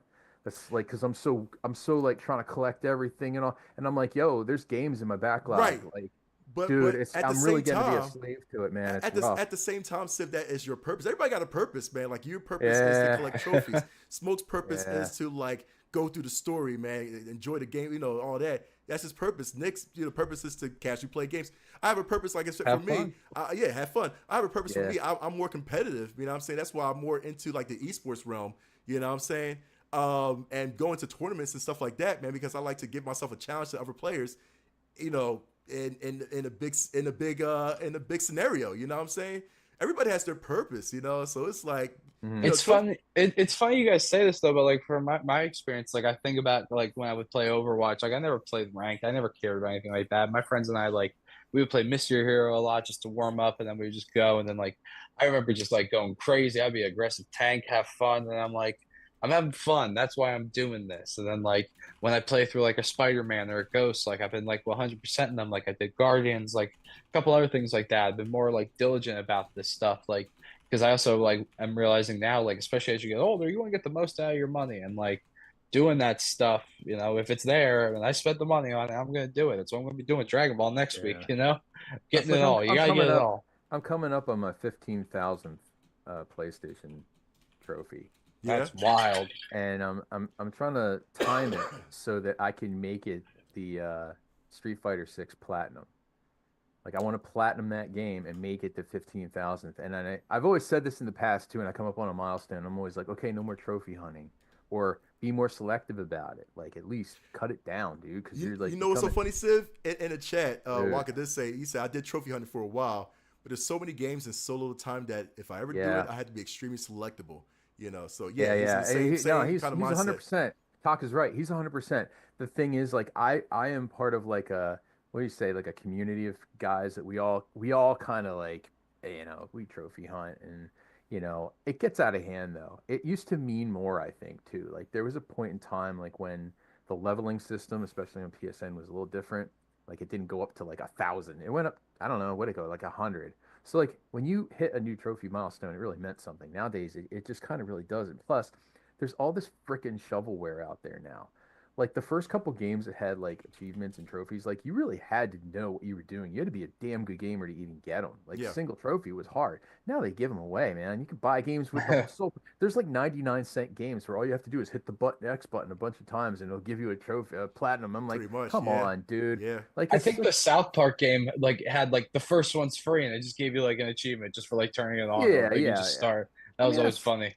that's fine. That's fine and all, but I Yeah, know that was the joke. Yeah. guys out there now who like they'll have like 600 and some like platinums, and I'm like, okay, but you bought like tap the X button Part 1, tap the X button. Part 2, like these shovelware games, like not even a game. Like, Yeah, right, right. so yeah, I gotta get off that tip. But No, anyway, you yeah. can't. So No, all because right, that Yeah. next. because No, that's you're the good. thing. Because that's the thing. That's you. That's like me saying, "Oh, I don't want to win any competitions no more, man." No, that's my niche. You know what I'm saying? That's my niche. I want to, I want to keep doing that, man. Like, I won PAX East. Shout out to Civ. You know what I'm saying? We would Idealisticon. You know what I'm saying? Oh yeah, I want to do Too Many Games Ultimate Gamer competition soon, man. That's gonna be soon. You know what I'm saying? Like, dude, I want to keep doing these competitions because I feel like I like to do that under pressure in the spotlight, man. You know what I'm saying? Like, competitions are straight up for me. You know what I'm saying? Yeah. Like, that's what me being, and we'll get to this question later because it's like, if you feel like you were part of a group, what would you be in? Like, for me, I was kind of like in that Maddenite, kind of cult. I can't say cult, but kind of Maddenite group, where my focus was only on Madden games. And I was playing, my esports genre was straight up Madden, you know what I'm saying? Where I, traveled and, won competitions and won, money pots and stuff like that, man, from playing because I was so good at it, you know what I mean? So it's like if you had to be, if you had to belong to a group, like, because you're so good at the game, what group would you belong to? You know what I mean? It's so, it's like everybody got a purpose, you know what I'm saying? All right. Next question. Who's got one? The not that good group. I got a good one. I'm not Go doing ahead. that. I don't know what group I'm in. I'm an all around. I'm a niche. That's how you mispronounce my name. That's a Nicholas. That's who I am. I'm just all. I got a question real quick. I really want to hear the answer for this one because I have one that I specifically remember. Like, I remember this moment being like, "Oh, I'm upset about this," and it's a video game. What was your first or like one of your most early on that you remember rage quits that you Oh, I had? remember. Can I tell you? Yep. Go I for it. got one. I got one, and I don't think I've I ever got one told. too. Yeah. I don't know if I've ever told this story on PTC ever, but I remember it absolutely distinctly. And I'm about to, every time this happened something like maybe 30 years ago or maybe more. And I still remember it. And whenever I talk about it, it really seriously makes me mad. Like it still gets me. Like, so I had the TurboGrafx 16, which was a great 16-bit console, like right in the middle of like when the SNES and the Genesis were going like this. I had the TurboGrafx 16 and I had this game. I was always a fan of Dungeons and Dragons. Like that was always my, I love that franchise. It was really cool. Picked up this game. It was called, it's called, it might have been like Advanced Dungeons and Dragons, Order of the Griffin. Uh-huh. Order of the Griffin for the TurboGrafx 16. And it follows D&D rules and everything like this. It's like one of those like overhead ones. You move the pieces around and, Right. hack and all that stuff. God, was that game ever hard.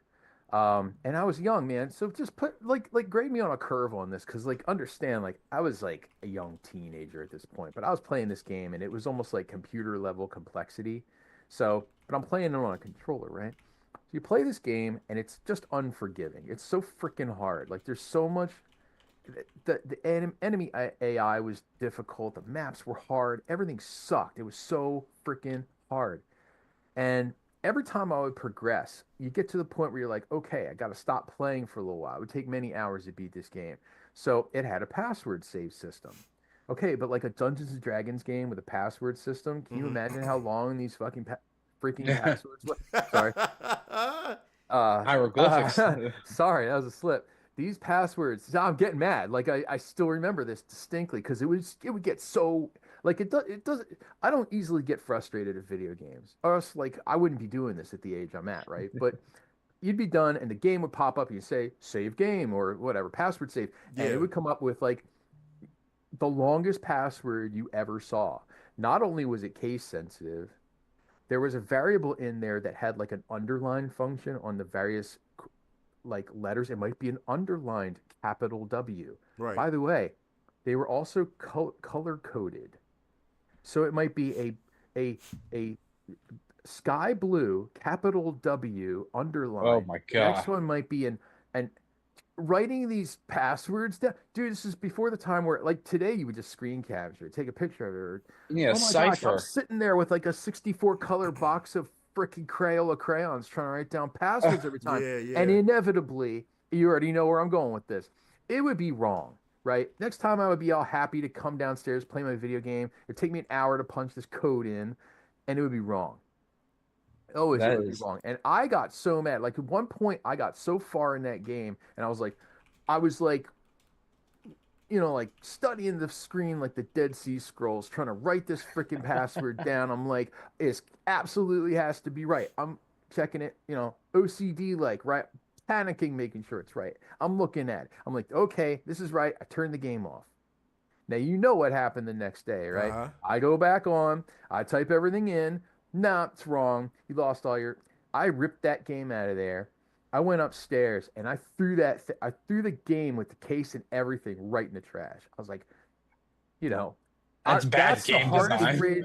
That is probably actually the only time I've ever rage quit, and it was the worst I've ever rage quit. It's probably the worst anybody can rage quit. When you rip the game out and you throw it in the trash, Ron that Swanson into the dumpster. that's a whole. I was beyond pissed, Yeah. right? It sat there overnight. It was in the trash, and I was sitting there mad as hell, right? Because I bought that game, I was pissed off. I was damn it.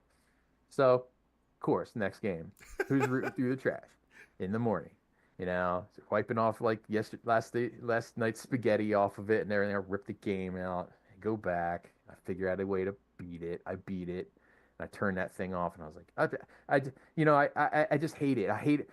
Where's that meme now that's like, it's okay to quit a bad game? That was a bad game. I should have quit. But my OCD, and I don't use that term lightly. I really am obsessive compulsive about things. I had to do it. I was compelled. I had to beat the game. Paid for the game. Got to beat the game. So yeah, it wasn't my proudest moment, but that rage quit was so mad about it. I am to this day. I'm like, who the hell makes a password save system like that? Like, what are you doing to me? Dungeons and Dragons fans. Yeah. Later, I would find out that the TurboGrafx had an accessory that you could use to actually like the back games up. You know, like you could save them, not do the password save, but it was something you had to buy and put on the back. It was called like the Turbo Booster or something like this, and you know, but I didn't have that at the time. I didn't have the money for that at the time, so I didn't use it. So, but yeah, I was dumb. I was so mad. How about you guys? Because I'm already like, I got like a vein popping out of my head, man. So real quick, because the chat took my answer. I'm gonna actually read chat first before I go to my story. So Captain Philly on the chat said, my first rage quit is probably is got to be Ninja Gaiden's final boss. Oh yeah, when I got booted back to stage 6-1, which happens to me all the time. Through my controller, it collided with the NES and it froze the game. Now, Ninja Gaiden was another That's game. insult to injury. Yeah, Ninja Gaiden was one of the games that I tried to play, man. And I always stress this. And if you watch me, if you hear me or see me, I always stress this one line: F that freaking bird, man. I cannot stand that stupid bird in the game. The bird in Ninja Gaiden is so trolling, dude. I have a clip on Twitch, dude, that I had to revisit Ninja Gaiden after a while, and it's still the same thing. The bird makes you rage quit, cuz that bird makes you freaking dude. I know remember the exact bird. I too. remember cussing, and man, I was cussing so much, man, because I learned cussing from my brother. I was cussing it at one point, man, from the game that my mom heard it, man. I got a whipping, but yeah, man, like, dude, I cannot stand that whole game. I still love Ninja Gaiden. Ninja Gaiden is one of the best classic games of all time, but that bird, dude, that makes you rage quit so much, dude. I remember freaking snapping the cord of the NES, man. I had to buy a new one. Well, no, my brother had to buy a new one because I had them when I was young. So yeah, my brother had to buy a new one. But yeah, I couldn't stand that so much. It was so stupid. So Captain Philly, I feel you. That was my first. I remember that was my first rage quit, dude. That was stupid, dude. Stupid. Smoke. How about you, man? Go 13 Nintendo. Just simple and plain, straight up. Yeah, that game. I have others rage quit, but my very first one, Go 13. Go 13 was the one where you had to like shoot guys like 500 Yeah, times. And you only get like, yeah. oh man, it was that's a hard game. All those NES games were hard. Because I was a fan of, before people started really getting into anime here in the States, I was one of those otakus that was into anime, Japanese culture way before everybody was, getting into it and all. So for me, I knew who Go 13 was. Nobody really knew about it here in the States. Now it's like, second nature. But at that time, no one really knew who Go 13 was. For me, I was like, oh man, I want to, it's from Japan, and, they bought it over here, and oh my God, no one's really playing it. And man, that was the most nerve-wracking moment for me to play. And I was like, because I love the series so much, I was trying to really force myself to play it, but I kept getting frustrated. There was really no saving. You couldn't save it the way you wanted to and all. And And there were two. I There were think two Golgo 13 games for the NES. yeah, They actually made yeah, two of them. yeah. But the first one was the one that the second one was a little bit more easier, but still, it didn't have save points. And then I think the only other game that not made me rage quit, but really was a challenge. And again, you're talking to someone who had Nintendo 64 who was able to soup it up because I knew certain people and was able to play Japanese N64 games. And I had Evangelion for N64, playing that and trying to understand translation. Again, the graphics and everything was before its time, and it was really hard to want to play it. And it was giving me moments of rage quit because even though I knew it was like it was going beat for beat from the series, there were certain things you had to do in the game in order to, and because it was all in Japanese and I only had very little bit of translation, yeah, that was another game. So yeah. It's funny you say that because mine is Dragon Ball. I don't remember what Budokai it was. It's not Tenkaichi, but Budokai 1, 2, or 3. I had a classmate over. I was in elementary school and he was kicking my ass and getting all the ring outs on the ring out stage in the world tournament. And he was spamming the Kamehameha at me. And I got so angry because like I was like, that was my thing. Like my birthday party that year was Dragon Ball. Like I love Dragon Ball so much. And I was like, and he just kicked my ass. And I was so mad. And the play date ended abruptly. His mom came back and we never hung out again. Wow. And then we went to school together for the next 12 years. It was hilarious. But yeah, mine was Dragon Ball fighting. Like that was a lot of my experience of because I like co-op wise, my dad and I played single player stuff co-op, but then other than that, it'd be like we play like Madden stuff like that competitively. But then like Dragon Ball was one, like that was the fighting game then. But yeah, that was most of my first rage quit. Yes. Who's got one? Who's got one? What's your biggest regret as a gamer? Ooh, dude. I got one. I got a PS3 and then the hard drive broke. And then I went to Xbox and I never looked back. And I'm glad I didn't because then I went back PS4, I had that and my Xbox and everything like that. But I had a PS3 for a bit and I lost so much progress on all these games. And there was a way to save it and it didn't work. And that was my biggest one of being like, man, I should not have bothered because it was just like Spider-Man Web of Shadows. What else was out then? Like all these games. I was just like, guess I'll never know because my console shit the bed. I mean, pooped the bed. I slipped up. All right, I got my one too. Go ahead. Honestly, for me, it was at a young age, I didn't know any better, man. And of course, at the time, it was convenient. But giving away a lot of my games to GameStop, man, there you go. I wish I kept a lot of them. So if you see me at conventions, man, now I got to pay triple for a game that I used to have that I wish I kept, you know what I'm saying? And I had like everything. I had like for instance, that whole Doc Hack series, Doc Hack was my favorite game, one of my favorite games. And now to get chapter 4, I gotta spend $300 at a convention. And I'm like, you gotta be kidding me. I had this game for $40 at GameStop, man. But when I finished it, I decided to give it away because I wanted to get brand new games. I wish I saw into the future of how these games was going to be impacted, as far as the value of it, man. And I should have kept it. Should have kept it, dude. That's the one regret, man, is keeping a lot of games that I kept. Now, mind you, I still have, shout out to my parents for actually keeping a lot of my consoles, man, in the treasure chest downstairs in the basement. And I posted a video on TikTok as well too earlier. But I went to my parents' house and I'm glad they kept my my Nintendo, my Sega, Super Nintendo, Sega Dreamcast. So I brought all that over, man. I'm getting refurbished and everything too, so I can kind of get back to the kick of things that I once was a kid. You know what I'm saying? For real. So thank God my parents actually kept all that for all these years, man. Yeah, it's the same with me. I mean, I think that the problem was I had this idea in my head that once a new console came out, the old one was obsolete. And it's not. That's a stupid way to look at things, and I learned that lesson way too late. So, yeah, I mean, I learned to hold on to my consoles uh too late, honestly. Like right around PS1 era where I was like, look, this is staying with me now. Like Mm-hmm. I kept some of my older ones, thank goodness, but I didn't do it to keep, like I probably just forgot to trade them in, or they just were, something I forgot I had saved and then I rediscovered them. But nowadays I'm kind of like, no, when it's in the collection, it stays. I think along those same lines, I've saved a lot of consoles, but I've traded games, and that's stupid. Don't. You're never gonna get, if it's a bad game, all right. If you beat it and you're just not feeling it anymore, maybe.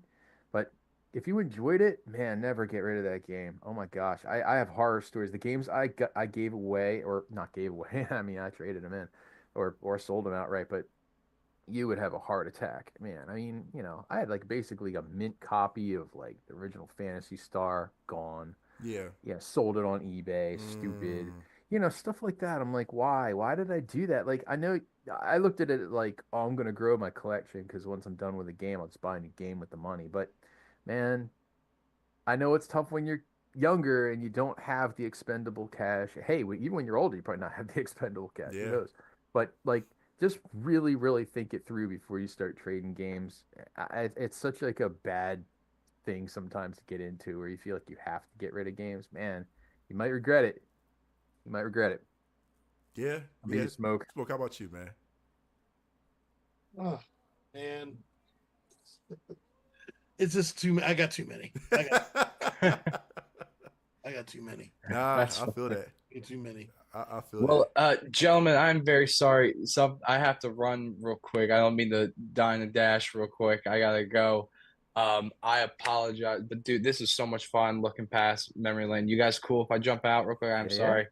yeah. Jump out. I'm gonna go cry myself to sleep about the Phillies losing the first game. Gentlemen, I love you all, and I will see you soon. Peace. All right, man. Much love, Later. Dick, man. But yeah. Listen, I know there's a lot of regrets that we had as gamers, man. Like seriously, you know what I mean, for real. Actually, so Waka on chat has a question. We got a couple more questions, real quick. Oh, cool. Waka says, what was the game you spent the most time playing?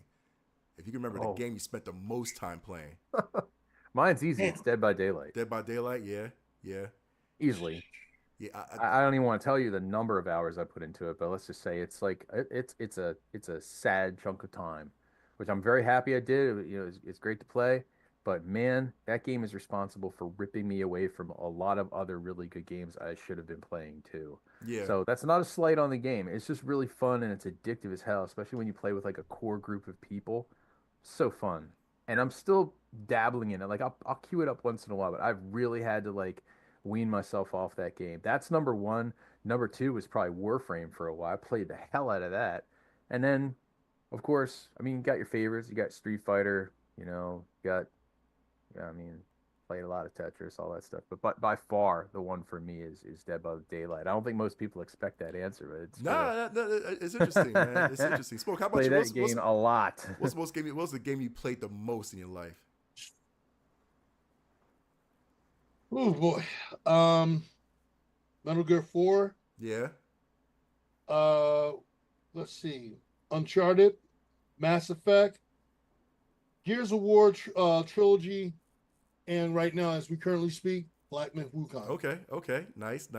You know what's so weird too, man, when you talk about that question is actually interesting too, because when we talk about like hours spent, and I'm looking at all the games I played, and honestly, I have to go to mobile.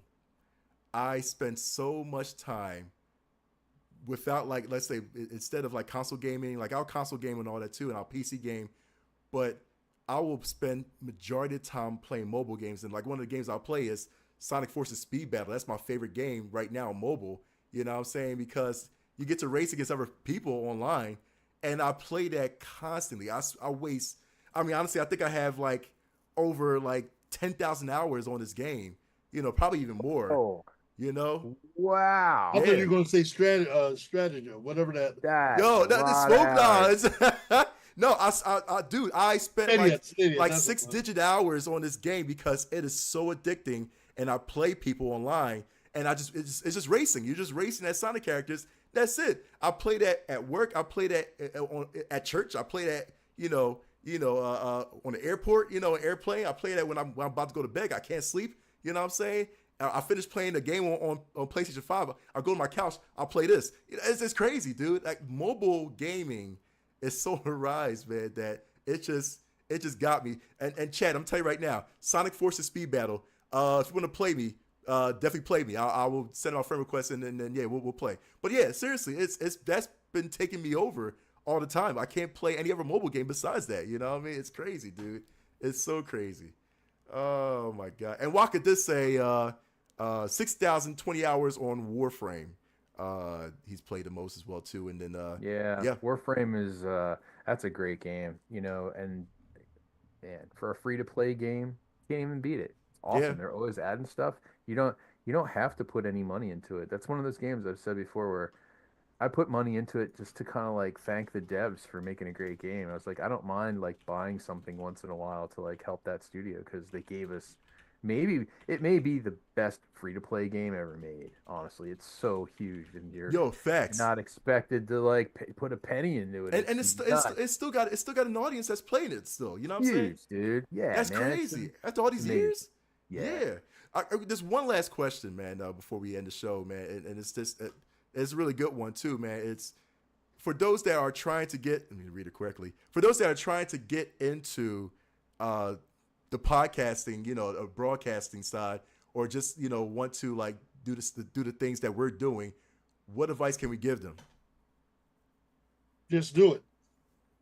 Yeah. Don't let no one tell you can't do it. Just do it. Yeah. There's nothing to really think about. You got a camera, good. You got a microphone, good. You got a good computer, good. Guess what? Do your thing. And anybody can do it. Facts. And be passionate about it too. If this is something that you love, if y'all love video games as well too, be passionate about that. You know what I'm saying? Like to talk about that with you. Get some friends that are also passionate about it. You know what I'm saying? That's why us three are in the mix with Nick, and we've had hosts left and right, that were also passionate, but have friends that are passionate as well too. Or if you want to do it solo, be passionate about what you want to talk about. You know what I'm saying? Sid, I don't know if you have any other excerpts or scriptures or something like that, video game scriptures. Well, yeah, I mean, yeah, anyone can do it. Should everybody do it now? I think that you got to really have a heart to heart with yourself before you even do it, because between the time that we had conceived doing this show and our first show, I did a lot of thinking to myself, like, what do you want to put forward? Who do you want your audience to actually be? I mean, are you focusing on younger gamers, older gamers, retro, new stuff? Do you want to talk about industry events? Do you just want to keep it light? Do you want to go do like the angry video game nerd and just rip games to shreds? Do you want to do product reviews? Do you want to? And I thought about it. I'm like, okay, certain things, yes, I want to do those. Certain things I don't want to do. Like, I'm at the point now where it's like I don't think that I want to be beholden to anybody so far as like advertisers or anything on the show. I don't even think that monetization is in our future at this point. I don't think that we're crossing that threshold. So I think that when you think to yourself exactly what you want to achieve, and please just don't do it for likes, don't do it for money, do it because you enjoy having conversations. It's passion. Yep. You're not just having a conversation with the audience. You're not just having a conversation with the people that you're doing a podcast with. You're kind of having this conversation in a way with yourself too. Yep. You're trying to put out there the best version of you. I think that's what makes a good podcast, are people that know their subject matter very well and can convey it in an articulate manner. I come from a family of teachers. My parents were both teachers. My wife is a former teacher. It really made me think back to like the good teachers I used to have. Like, I think that like a good teacher is almost like a good podcaster. If they know their material and they can be interesting, you're really going to like the class. You're not even going to see it as homework anymore. You're really going to want to take a vested interest. So like I look at the good podcasters out there and the good YouTubers and the ones that I personally really enjoy, and I found a trend. I really found a trend. I was like, I really like those who can speak in a very culpable manner, a respectful manner to the audience, and ones that really know their subject matter. Mad Little Pixel does amazing reviews. Linus, awesome. Metal Jesus. I mean, I forgot about Lord Jesus. Yeah. Minty comedic arts, amazing. Like, I'm just giving shouts. I mean, like, heavy spoilers. Yeah, all these shows are amazing, and like, I'm finding myself watching them more than regular TV because I'm like, wow, they're just doing this because it's a passion project, and like they started where everybody else started, 0 subscribers, Mm-hmm. 0 episodes, zero. You all have to start at zero. Doing a podcast is a lot like a video game. Yep. You're building your XP. You're building up your tools. You're putting together a plan. You're strategizing. You're, telling a narrative. So yeah, just do it, but do it well. Think about what you really want to do. Don't just, it's not a shotgun approach or a fishing rod to get, audience members. Start small, talk about what you want to do, get a, write some ideas down, Mm-hmm. come with a plan. Like that always helps too. So it's a lot probably to digest, but like think about who you like as a podcaster. Be like, hey, I like what that guy does, or she does this thing that's really neat, or wow, that's super cool. And think about what it is they do. And if you can sort of amalgamate, some of that stuff into what you want to deliver, you're going to do really well. But don't be afraid of failure. Give yourself a chance to grow. Don't be mad like a year later when you have 100 followers or something. Hey man, we're all there. Look, how many followers do we have? We're not even like 100 or 10. I don't even know what we I are. don't know. It's a I have lot. absolutely no idea. Is it a lot? I don't think it is It's a very. lot. Oh, I didn't know. I It's think a lot. Yeah. I don't even look at our numbers. I'll be honest. I just don't even care. I don't know. Are we big? Are we small? I have no idea. Like so. Just Currently, have fun. I'm going to jump in. I'm going to jump in to say this, uh-huh. and there's a lot of stuff I agree with Brian on. I mean, Siv on, but I'm gonna just say this: if you fail, it's all right. Yeah. Fail, you come back, reinvent yourself. You're talking to someone who's in the business, who's reinvented himself from a pro wrestler to an actor, from an actor to a podcast host, TV host. So you always try to come back and reinvent yourself. If it doesn't work and you find a concept that, like Siv said, you can amalgamate a couple different things. You want to be positive, but also do it because you're doing it for the love, not because of likes or trying to make money. If you're doing it and you're doing it for the wrong reasons, you're going to get the bare minimum. My thing has always been, and I've been a big believer in the fact that sometimes you're not going to get it right away. Sometimes you may get frustrated, and that's all right. You get frustrated, you want to shut it down, and then you want to come back and reinvent and come up with something new to bring more audience in. Sometimes that does happen. It's not a matter of, you get it right the first time. Sometimes you can hit it right out the ballpark. But realistically speaking, from someone who has done and reinvented, whether it's on my YouTube channel, whether it's on any platform I've done, I've always come back, and I've come back stronger, wiser, and I'll make sure that you just learn from those experiences. If you fail, it's all right to fail, but make sure you learn something from it and you come back even stronger. So that right off the cuff, but never think that you have to do everything. You got to think of it like, well, I got to do this. What do I want? Sometimes you just want to just put out content because you just want to put out content.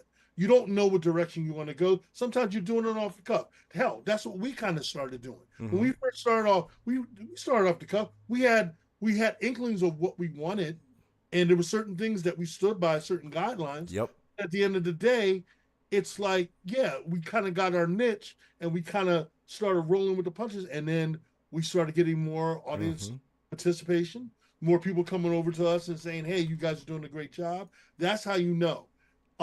For me, my philosophy is just go in and just do it.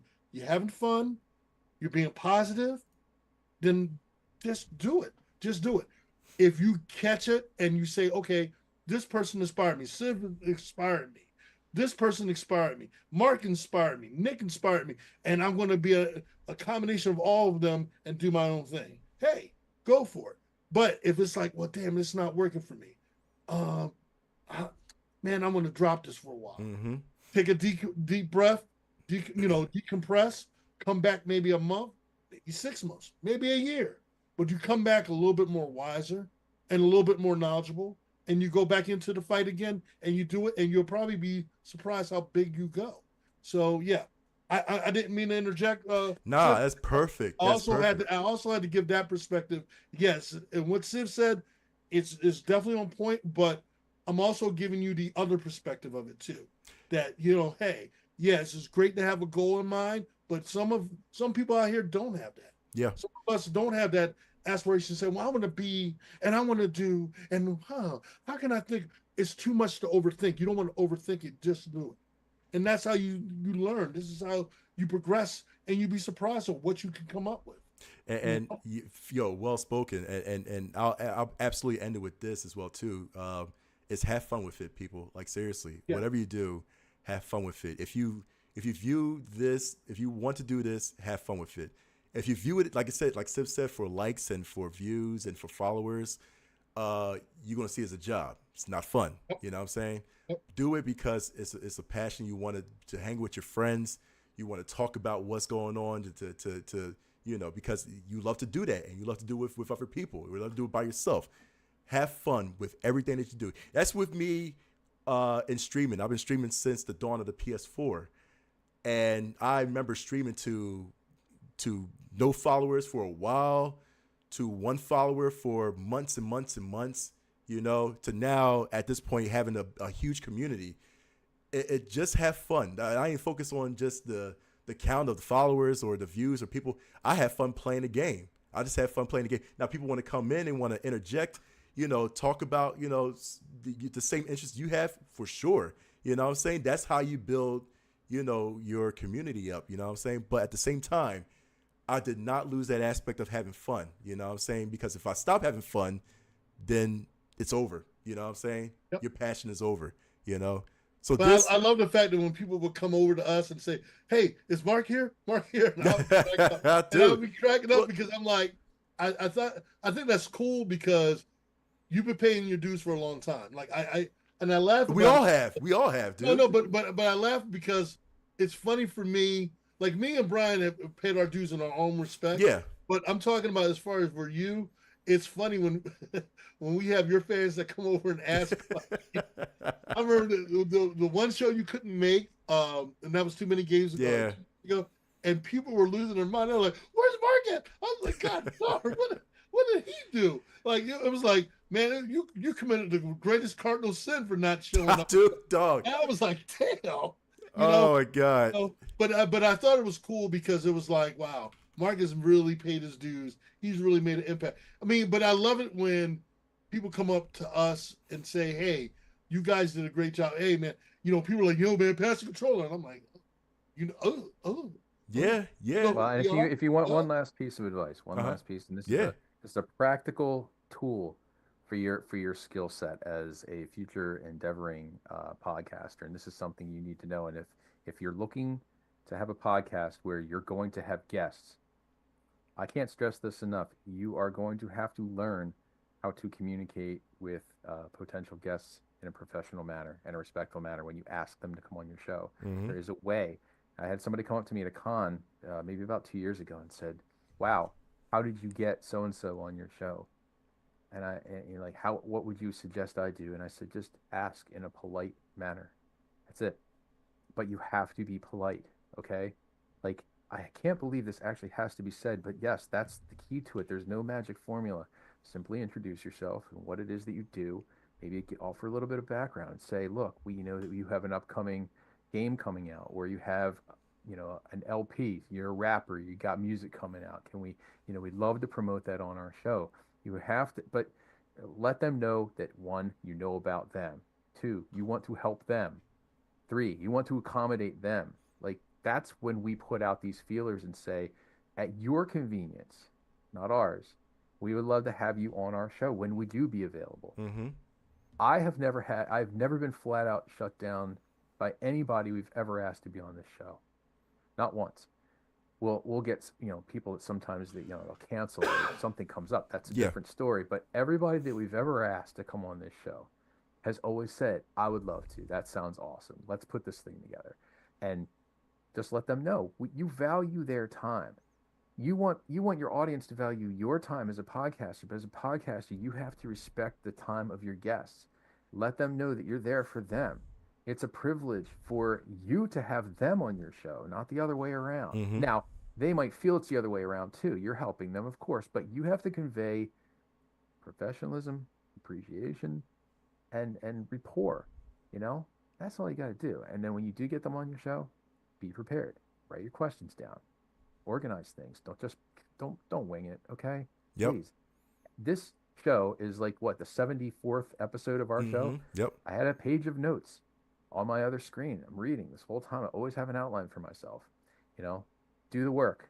Just do that, and things will work. I promise you. And good luck. Research. And don't call your show Past the Controller, because there's like 5 of us out here. Don't worry, we're the better one. Make sure you research. Make sure you network. Learn to network. Learn to research. That's the two things I can say. Learn to network, learn to research. And there you go. You should be successful.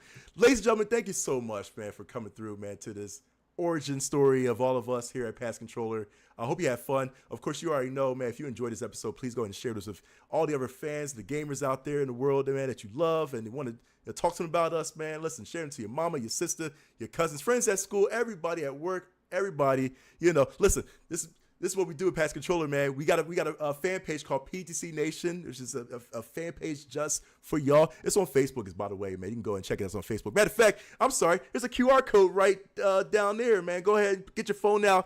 Get the camera function and just face that QR code. All of our socials is right there, so you won't miss anything. If we make announcements, man, follow us on everywhere. If you can hit us up on our email, ptcgamingshow@gmail.com with your gaming questions. Anything that you want, man, to ask on the next show. Listen, we're here for you. This is what PTC Nation is all about, man. It's all about gamers, for gamers, by gamers. We can pass the controller together. See how I kind of shortened the whole thing up, man? There you go. It's a brand new outro, man. Listen, thank you so much. We have a couple episodes. Mind you, our next episode, of course, November, we're getting so much closer to the Game Awards. We're getting so much closer to our annual passes as well, too. In December, you cannot miss that. It's going to be amazing. It's always after the Game Awards as well, too. But yeah, you cannot miss the Passies, man. So we got one more episode before the Passies, and it's going to be awesome. Like, seriously. So make sure you got marked in the calendar. We'll share the date for the Passies in December soon on our social media as well, too. And then the way that you can vote and all that, too. We probably have to wait for the members, audience to vote and all that kind of stuff, too. So it's going to be fun.